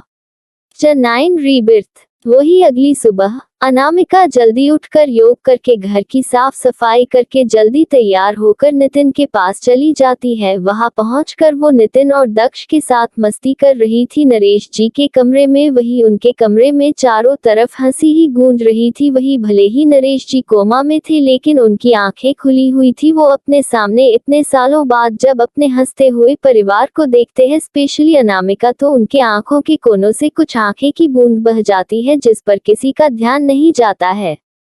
अब आगे वही अनामिका और दक्ष कभी नितिन को पकड़ते तो कभी गुदगुदी करते। वो लोग अभी मस्ती कर ही रहे थे कि तभी वहां स्वाति जी आ जाती है और उन्हें रोकते हुए बोलती है, बस बहुत मस्ती हो गई है, चलो जल्दी ब्रेकफास्ट कर लो, फिर कॉलेज भी जाना, इन्हें याद ना दिलाओ तो ये दिन भर खेलते ही रहे, चलो। अब वही वो लोग दांत से बचने के लिए तुरंत बाहर भाग जाते हैं। वही स्वाति जी के चेहरे पर मुस्कान आ जाती है और वो नरेश जी को देखकर बोलती है, देख रहे हैं आप, बहुत नटखट है और बहुत प्यारी भी है, पर उसकी जिंदगी में अभी तक किसी का प्यार नहीं था। पता नहीं कैसे कैसे माँ बाप होते हैं जिन्हें अपनी बच्ची की कोई चिंता नहीं होती है, लेकिन अब आप देखना, मैं कभी उसे माँ के प्यारी की कमी नहीं होने दूंगी। लेकिन एक कमी है जो मैं कभी पूरी नहीं कर पाऊंगी, एक पापा की कमी, वो आप ही पूरी कर सकते हैं। इसके लिए आपका उठना जरूरी है। इंतजार कर रही है आपकी बेटी अपने पापा का उनके साथ मस्ती करने का। वही ये बोल वो वहां से चली जाती है। वही उनका ध्यान भी इस बात पर नहीं गया था कि नरेश जी ने अपने हाथ हिलाने की कोशिश कर रहे थे। वही बाहर अनामिका और नितिन नाश्ता करके निकल गए थे। वो लोग अभी रास्ते में ही थे कि तभी नितिन कुछ याद करके बोलता है, सुन आरू, अब तुझे कहीं इंटरव्यू देने जाने की जरूरत नहीं है, मैं कहीं तेरी अच्छी जगह जॉब लगवा दूंगा और इस बारे में मैं कुछ नहीं सुनना चाहता हूँ, मैं तेरी सेफ्टी के लिए रिस्क नहीं लूंगा। वही अनामिका मना करना चाहती थी, वो किसी को परेशान नहीं करना चाहती थी, लेकिन वो जानती थी कि नितिन उसके लिए कितना पोसेसिव भाई है, इसलिए वो ज्यादा कुछ नहीं बोलती है, क्योंकि इतना तो वो भी समझ गई थी कि उसका ऐसे हर जगह से रिजेक्ट होना कुछ गड़बड़ तो है। वही थोड़ी देर में वो लोग कॉलेज पहुंच जाते हैं। वही कॉलेज में सब अपने फोन में ही घुसे हुए थे। ये देख नितिन अपने आसपास देखते हुए बोलता है, यार फोन में ऐसा क्या है जो सब उसमें ही घुसे हुए हैं। वही ये सुन अनामिका डेविल स्माइल करते हुए बोलती है, किसी की बर्बादी की शुरुआत। वही नितिन भी उसकी बातों से समझ गया था कि ये सब अनामिका का ही किया धरा है। ये सोच वो तुरंत अपना फोन निकालता है। जब फोन देखता है तो उसमें कुछ वीडियोस थी जिसमें मायरा और उसकी चमचिया कुछ बच्चों को बुली कर रहे थे। बुली वर्ड तो बहुत ही छोटा है, वो लोग उसे असॉल्ट कर रहे थे मेंटली और फिजिकली, और उसमें ये भी बताया जा रहा था उसमें से कुछ बच्चों ने सुसाइड कर लिया है। उसमें ये भी बताया जा रहा था कि उन बच्चों के पेरेंट्स ने जब पुलिस कंप्लेन करी तो मायरा ने सहगल फैमिली का नाम यूज किया जिससे वो हमेशा बच जाती थी। वही नितिन तो पूरी रिपोर्ट पढ़ने से शॉक में आ गया था। वो हैरान होकर अनामिका को देखता है, फिर अपने आसपास देख धीरे से अनामिका से पूछता है, यार अनु, तुझे ये सारी चीजें कैसे पता है, क्या तू उस पर नजर रखती थी? वही अनामिका एक मुस्कान के साथ बोलती है, भाई बाद में बात करते हैं इस बारे में, अभी हम क्लास के लिए लेट हो रहे हैं। वही क्लास की याद आते ही वो होश में आता है। फिर वो लोग लेक्चर अटेंड करने चले जाते हैं। वही दूसरी तरफ आदित्य अपने ऑफिस में बैठे हुए था और किसी चीज का बेसब्री से इंतजार कर रहा था। वही वो थोड़ा थोड़ा फ्रस्ट्रेट भी हो रहा था। वो अपने साथ में एक फाइल पकड़कर उसे पढ़ने की कोशिश कर रहा था, लेकिन उसका ध्यान ही नहीं लगा था। वो अपने हाथ में पकड़ी हुई फाइल को टेबल पर पटक देता है और फ्रस्ट्रेट होते हुए बोलता है, ये करण पता नहीं ऐसा क्या कर रहा है जो इसे इतनी देर लग रही है। वो अभी ये सब खुद से बोल ही रहा था कि तभी कोई उसकी केबिन को नॉक करता है। वही नॉक की आवाज से आदित्य एक्साइटेड हो जाता है, लेकिन जैसे तैसे खुद को नॉर्मल करके कॉम इन बोलता है तो करण अंदर आता है और बोलता है, सर अपने जो इन्फॉर्मेशन निकालने के लिए कहा था वो हमें मिल गई है। उनका पूरा नाम अनामिका सहगल है। वो सहगल फैमिली की एकलौती प्रिंसेस है, लेकिन वो उनके साथ नहीं रहती है। जब वो 9 साल की थी तभी उन्होंने अपना घर छोड़ दिया था। तब उनके दादाजी ने उनके लिए एक अपार्टमेंट खरीद कर उन्हें दे दिया। इस बारे में किसी को नहीं पता है। उस लड़की की फैमिली उसे पसंद नहीं करती है, सिर्फ उसके दादाजी और दादी जी ही को मिस अनामिका से मतलब है, वरना बाकी सबको तो उनके होने ना होने से फर्क ही नहीं पड़ता है। वही ये सुन आदित्य की आईब्रो रेज करता है, फिर पूछता है, लेकिन सहगल फैमिली की तो एक ही प्रिंसेस है ना, जिसे वो लोग हर गेट टुगेदर में और बिजनेस मीटिंग में लेकिन वो अनामिका तो नहीं थी, वो तो कोई और ही लड़की थी। वही ये सुन करण उसके पास जाकर उसकी टेबल पर से ग्लास उठाकर पी लेता है, क्योंकि वो बोलते बोलते थक गया था। वही उसे ऐसे देख आदित्य अपनी आंखें छोटी कर लेता है और बोलता है, करण हम ऑफिस में हैं तो बिहेव योरसेल्फ। वही ये सुन करण मुंह बनाकर बोलता है, यार एक तो तेरे काम के लिए पूरे टाइम परेशान हो, ऊपर से तू मुझे ही सुनाता है। वही आदित्य उसे घूरता है तो ये देख करण बोलता है, हाँ बताता हूँ। अनामिका जब 2 साल की थी तभी उसके पेरेंट्स डोनेशन देने के लिए एक अनाथ आश्रम गए थे। वही जब वो लोग वहां से वापस आए तो मायरा उनकी कार में छुपकर आ गई थी। उन्हें उस पर दया आ गई, इसलिए उन्होंने उसे अडॉप्ट कर लिया। वही कुछ टाइम तो सब ठीक चल रहा था, लेकिन थोड़े टाइम बाद घर में जो भी गलत होता उन सब का इल्जाम अनामिका पर आता था, लेकिन वो सब वो मायरा करती थी। वही मायरा ने अनामिका के पेरेंट्स को अपनी साइड कर रखा है और उनके आंखों में तो पट्टी बंधी है। वही अनामिका के 2 भाई है। वही जब अनामिका ने घर छोड़ा था तब वो लोग भी घर छोड़कर चले गए थे। वो अनामिका के साथ रहना चाहते थे, लेकिन अनामिका उस वक्त उन सब से बहुत दूर जाना चाहती थी, इसलिए उसने उन दोनों को अपने साथ आने नहीं दिया था। वही दादी ने उन दोनों को पढ़ाई के लिए लंदन भेज दिया। वही आदित्य कुछ सोचते हुए बोलता है, लेकिन ऐसा भी क्या हुआ था कि अनामिका ने अपना घर इतनी छोटी उम्र में छोड़ दिया और उन लोगों ने एक बार भी उसके बारे में नहीं सोचा, और तुझे इतना सब कैसे पता है?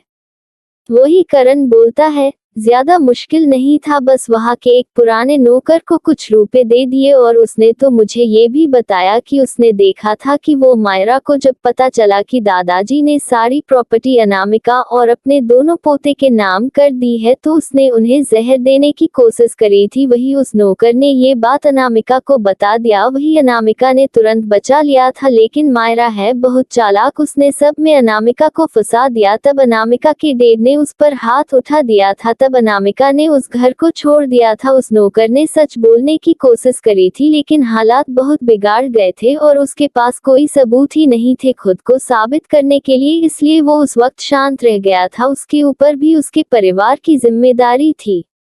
वही आदित्य जब ये सब सुनता है तो उसके हाथ की मुठ्ठियां बन गई थी। वो गुस्से में बोलता है, जिन जिन की वजह से मेरी डॉल परेशान, जिसकी वजह से उसकी आंखों में आंसू आए, मैं उन्हें छोड़ूंगा नहीं।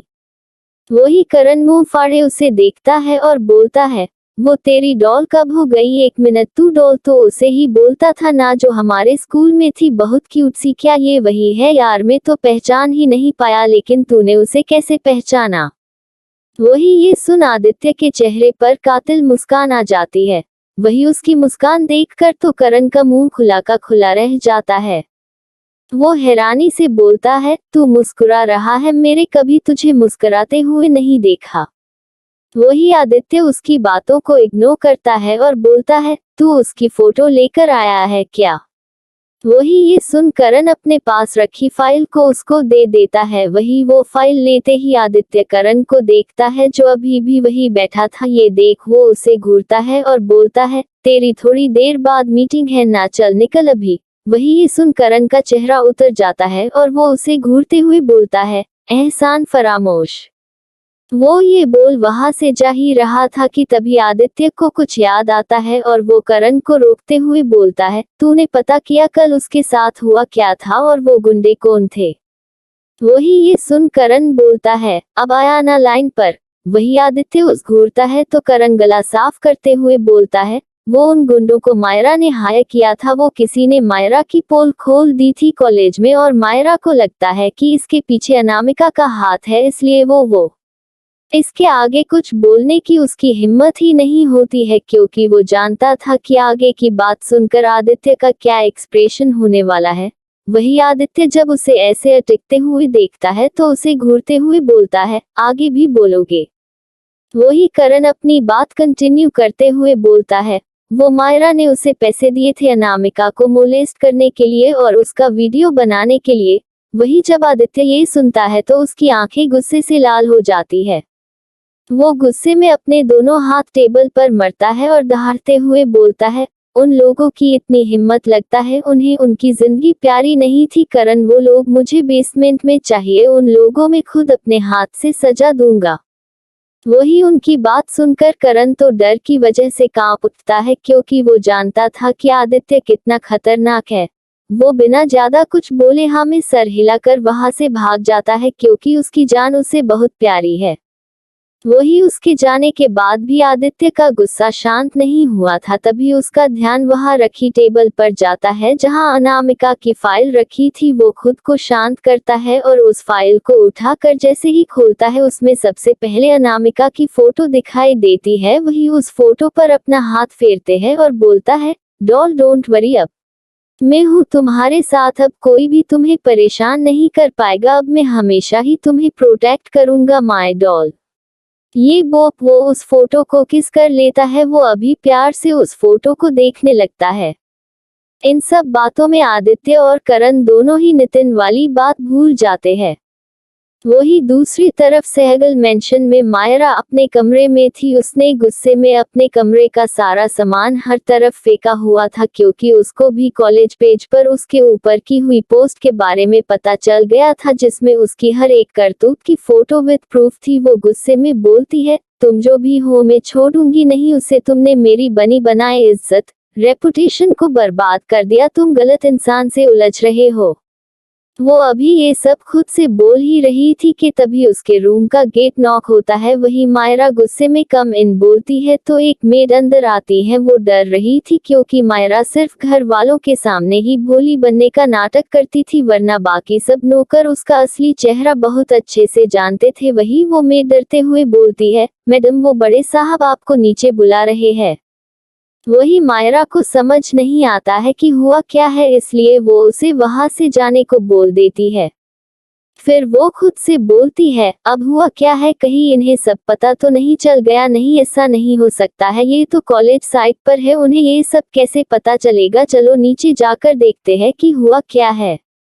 वही वो खुद का हुलिया ठीक करती है पहले, फिर वहां से निकल जाती है। वही सहगल मेंशन में सभी हॉल में बैठे हुए थे। वहां का माहौल बहुत सीरियस था। वही सोफे पर दादाजी, जिसका नाम जितेंद्र सहगल था, वही उनके पास दादी जी कुंती सहगल। वही उनके पास वाले सोफे पर भी एक कपल बैठे हुए थे जो ज्यादा एज के नहीं थे। वो थे मोहित सहगल, अनामिका के चाचा जी, और मीना सहगल चाची। वही हॉल के सेंटर में एक कपल खड़ा हुआ था, जिसमें आदमी के चेहरे पर बहुत गुस्सा देखा जा सकता था। वो बहुत ज्यादा गुस्से में लग रहा था। वही उसकी वाइफ उनसे जानने की कोशिश कर रही थी कि हुआ क्या है, लेकिन वो कुछ बताने को तैयार ही नहीं थे। तभी उन्हें किसी के पैरों की आवाज आती है। जब उधर देखते हैं तो वहां से मायरा नीचे आ रही थी। उसे देख सबका चेहरा बिगाड़ गया था। चटेन थप्पड़। फिर वो खुद से बोलती है, अब हुआ क्या है, कहीं इन्हें सब पता तो नहीं चल गया? नहीं, ऐसा नहीं हो सकता है, ये तो कॉलेज साइट पर है, उन्हें ये सब कैसे पता चलेगा? चलो नीचे जाकर देखते हैं कि हुआ क्या है। वही वो खुद का हुलिया ठीक करती है पहले, फिर वहां से निकल जाती है। वही सहगल मेंशन में सभी हॉल में बैठे हुए थे। वहां का माहौल बहुत सीरियस था। वही सोफे पर दादाजी, जिसका नाम जितेंद्र सहगल था, वही उनके पास दादी जी कुंती सहगल। वहीं उनके पास वाले सोफे पर भी एक कपल बैठे हुए थे जो ज्यादा एज के नहीं थे। वो थे मोहित सहगल अनामिका के चाचा जी और मीना सहगल चाची। वही हॉल के सेंटर में एक कपल खड़ा हुआ था जिसमें आदमी के चेहरे पर बहुत गुस्सा देखा जा सकता था। वो बहुत ज्यादा गुस्से में लग रहा था। वही उसकी वाइफ उनसे जानने की कोशिश कर रही थी कि हुआ क्या है, लेकिन वो कुछ बताने को तैयार ही नहीं थे। तभी उन्हें किसी के पैरों की आवाज आती है। जब उधर देखते हैं तो वहां से मायरा नीचे आ रही थी। उसने देख सबका चेहरा बिगाड़ गया था। अब आगे वही मायरा सबके एक्सप्रेशन को इग्नोर कर अपने चेहरे पर बड़ी मुस्कान लेकर आती है और ज्यादा ही मीठी आवाज में बोलता है, पापा आपने मुझे क्यों बुलाया, कुछ इम्पोर्टेंट है क्या?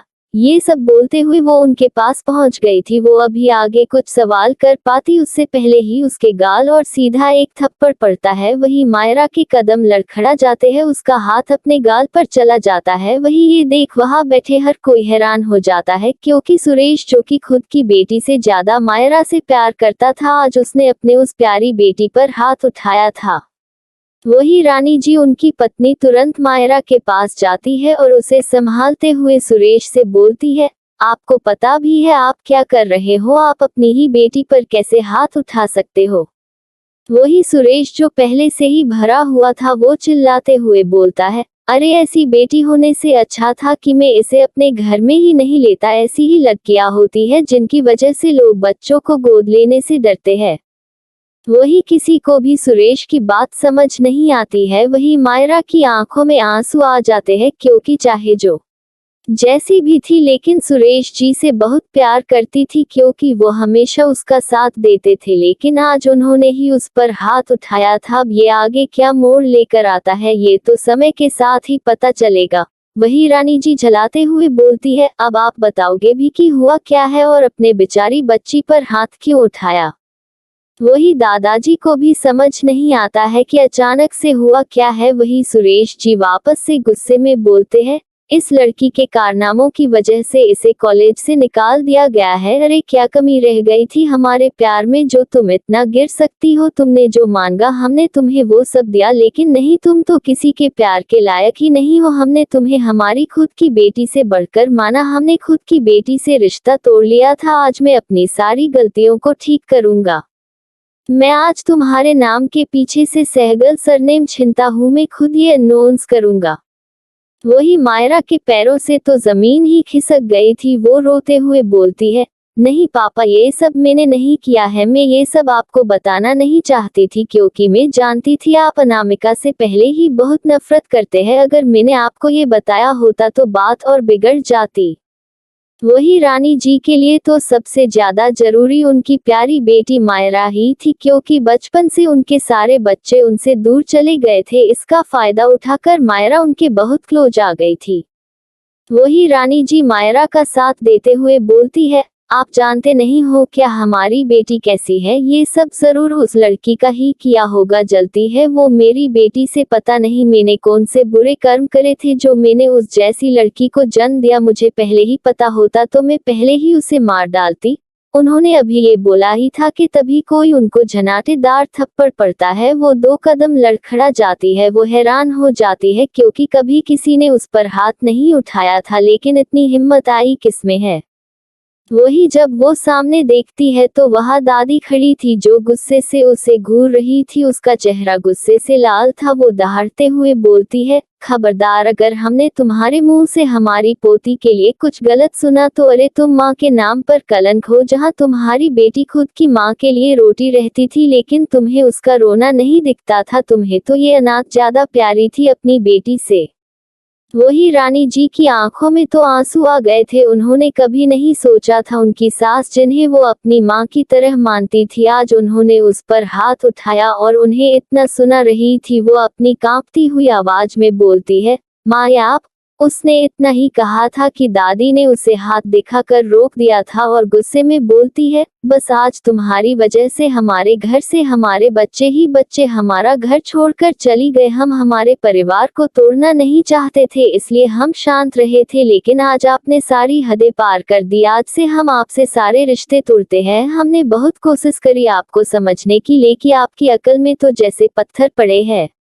वही रानी जी की आंखों से लगातार आंसू बह रहे थे। उनकी एक एक बात उनके दिल में चुभ रही थी किसी खंजर की तरह। वही मायरा तो साइड में खड़ी हो गई थी। दादी को इतने गुस्से में देखकर सिर्फ वही नहीं बाकी सब भी हैरान थे, क्योंकि वो बहुत ही शांत रहना पसंद करती थी। उन्होंने तो कभी किसी से ऊंची आवाज में बात भी नहीं करी थी, लेकिन एक वक्त आता है जब पानी सर के ऊपर चला जाता है। बस आज उनके लिए भी वैसा ही था। वो इतने टाइम से सब बर्दाश्त कर रही थी बस घर में शांति के लिए, लेकिन आज उनकी बहू ने उनकी ही पोती तक को नहीं छोड़ा। उसके बारे में इतना घटिया बोलने से नहीं रुकी। अरे एक माँ ऐसी कैसे हो सकती है। वही रानी जी ऐसे ही रोते हुए सुरेश जी के पास जाती है और उनसे बोलती है, आप देख रहे हो ना माँ मेरे साथ कैसा बर्ताव कर रही है, फिर भी आप शांत हो, और वो हमारी मेरी को अनाथ कैसे बोल सकती है। सुरेश ये गलत है। वही सुरेश जी झलाते हुए बोलते हैं, ये सब तुम्हारी वजह से ही हो रहा है। सिर्फ उस एक ढोंगी बाबा की वजह से हमने हमारी बच्ची को हमसे दूर कर दिया। काश तुम मेरी जिंदगी में आई ही नहीं होती। मेरी जिंदगी की सबसे बड़ी गलती ही तुम हो। वही रानी जी हैरानी से उसे देखती है और बोलती है, ये आप क्या बोल रहे हो। अगर मैं गलत थी तो तब अपने मुझे क्यों नहीं रोक। मैंने तो आपको खुद से नहीं बंधा था, और आज आप हर चीज का इल्जाम मुझ पर कैसे डाल सकते हो, और उस बाबा के पास में अपने परिवार की भलाई के लिए ही। अभी उन्होंने इतना कहा ही था, तभी मीना जी उन्हें रोकते हुए बोलती है, दीदी अब आप ये सब बहाना बनाना बंद ही रखे, वही अच्छा है। हम सब जानते हैं सच क्या क्या नहीं है। सब सिर्फ आपकी दी हुई कसम की वजह से शांत थे, सिर्फ की वजह से हमसे हमारे बच्चे भी अलग हो गए। मुझे तो समझ ही नहीं आता है, एक माँ आपके जैसी भी हो सकती है जिसके लिए खुद की कोख से जन्म दिए हुए बच्चे से ज्यादा जरूरी एक गोद ली हुई बच्ची ज्यादा जरूरी है। अरे सब पहले ठीक ही चल रहा था। अनामिका इस घर की प्रिंसेस थी, किसी चीज की कमी नहीं थी, और वो सबसे कितना प्यार करती थी। लेकिन जब ये मनहूस घर आई है सब कुछ बर्बाद हो गया है। ये हंसते हुए परिवार टूट गया है। वही ये सुन रानी जी चिल्लाते हुए मीना से बोलती है, मीना बस ये अपनी बेटी के खिलाफ एक शब्द भी नहीं सुनूंगी। वही मीना जी आगे आते हुए हंसते हुए बोलती है, वाह दीदी ये अनाथ आपकी बेटी है तो अनामिका क्या है। मुझे तो जरूर कुछ गड़बड़ लगती है, कहीं ये आपकी कोई नाजायज औलाद तो नहीं है और इसे पावर दिलाने के लिए अपने इस घर के बच्चों को अलग कर दिया। वरना सिर्फ आप ही वही थी जो इस लड़की को घर पर रखने के लिए जिद पर अड़ गई थी। बोले सही हूँ ना मैं। वही सब उनकी बात सुनकर सदमे में खड़े हो गए थे। वही मायरा के हाथ की मुठ्ठियां बन गई थी। वो गुस्से और नफरत से उन्हें देख रही थी। उसका बस चलता तो वो अभी उस मार देती। उसकी हिम्मत कैसे हुई उसे अनाथ कहने की। ये सब उसका है, ये परिवार उसका है। वही रानी जी के तो एक्सप्रेशन ही बदल गए थे ये बात सुनकर, लेकिन वो जल्दी ही खुद को संभाल लेती है और मीना को थप्पड़ मारने के लिए आगे बढ़ती ही है। लेकिन मीना जी उनका हाथ पकड़कर झटक देती है और बोलती है, पहले मैं आपकी बहुत इज्जत करती थी दीदी, लेकिन सब अपने ही बर्बाद किया। ये घर तोड़ने वाली आप ही हो। ये बोल वो वहां से मोहित जी के साथ अपने कमरे में निकल जाती है। वही दादा दादी में वहां से कमरे में चले गए थे। जब से इस घर से बच्चे गए थे तब ये घर घर ना होकर जंग का मैदान बन गया था। वही रानी और मीना जी के बीच बहुत ज्यादा दूरियां आ गई थी। वही रानी जी सुरेश जी के पास जाकर रोते हुए बोलती है, सुरेश देख रहे हो तुम्हारे परिवार को मैंने क्या कुछ नहीं किया इनके लिए, लेकिन इन्हें मेरा ये सब करना गलत लगता है। और आज मीना ने आपकी पत्नी के बारे में इतना कुछ बोला और आपने उसके मान सम्मान के लिए खड़े भी नहीं हो पाए।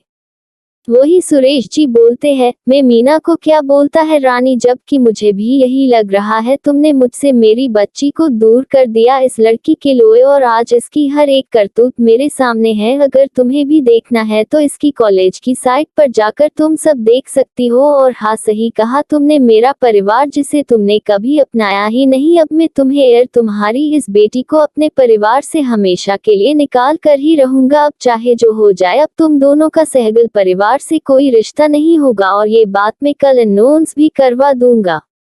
ये बोल वो एक नजर उन दोनों को देखते हैं। उनकी आंखों में घिन थी। उन दोनों के लिए पता नहीं ऐसा क्या जान लिया था उन्होंने, क्योंकि इतनी नफरत के पीछे कोई वजह जरूर होती है। अब वो तो सही समय में ही पता चलेगी। वही उनके जाने के बाद रानी जी गुस्से में मायरा का हाथ पकड़ती है और उसे लेकर उसके कमरे में आ जाती है। वहां आते ही वो एक थप्पड़ खींचकर मरती है। वही मायरा रोते हुए बोलती है, माँ ये। अभी उसने इतना ही बोल था कि रानी जी चिल्लाते हुए बोलती है, नालायक लड़की, ये सब क्या है? बड़ी मुश्किल से मैंने तुझे वो जगह दिलाई थी जो उस अनामिका की थी। इन सब के लिए मैंने क्या नहीं किया, लेकिन तूने सब बर्बाद कर दिया। तेरी वजह से आज सबने मुझ पर उंगली उठाई, मुझ पर हाथ उठाया, आज मेरे ऊपर उंगली उठी है। बोल अब हुआ क्या है? वही मायरा बहुत डरी हुई थी। वो डरते हुए बोलती है, माँ किसी ने मेरे सारे अफेयर और मैंने जिनके साथ कॉलेज में रैगिंग करी थी, लेकिन माँ मुझे नहीं पता ये सब किसने किया है। प्लीज आप कुछ करो, क्योंकि मैं अपने नाम के पीछे से सहगल सरनेम नहीं जाने दे सकती हूँ। यही मेरी पहचान है माँ। अगर ये बात बाहर आ गई कि मैं गोद ली हुई बेटी हूँ तो मेरी इज्जत बर्बाद हो जाएगी। सब मुझे अजीब अजीब नजरों से देखेंगे माँ, मैं ये बर्दाश्त नहीं कर पाऊंगी। वही रानी जी उस पर चिल्लाते हुए बोलती है, एक तो तूने सब बर्बाद कर दिया। मैं बड़ी मुश्किल से यहाँ तक पहुँची थी, बस थोड़ा और टाइम चाहिए था, फिर हमारे पास बहुत कुछ होता, लेकिन नहीं, तूने सब बर्बाद कर दिया। मेरे इतने साल की मेहनत सब बर्बाद हो गई। वही मायरा को अपनी माँ से बहुत डर लग रहा था। वही रानी जी सब कुछ इग्नोर करके कुछ सोचने लगती है। तभी उन्हें कुछ याद आता है और वो किसी को कॉल करती है और कुछ बात करने लगती है। वही मायरा भी उनकी बात सुनने लगती है।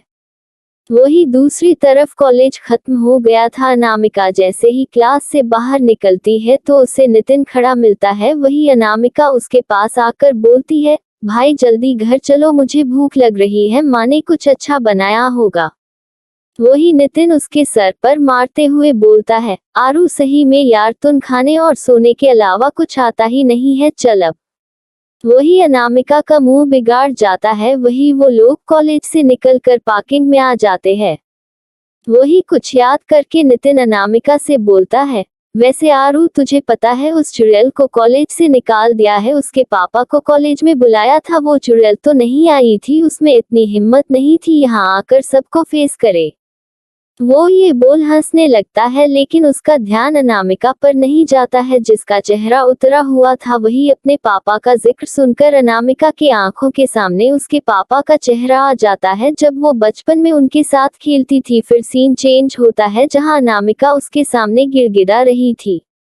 तो अब आगे क्या होगा ये जानने के लिए हमारा नेक्स्ट एपिसोड देखना बिल्कुल नहीं भूलेगा। और जाने से पहले दोस्तों चैनल को लाइक और सब्सक्राइब जरूर कर लीजिएगा, जिस नेक्स्ट वीडियो का नोटिफिकेशन आपको मिल सके। धन्यवाद।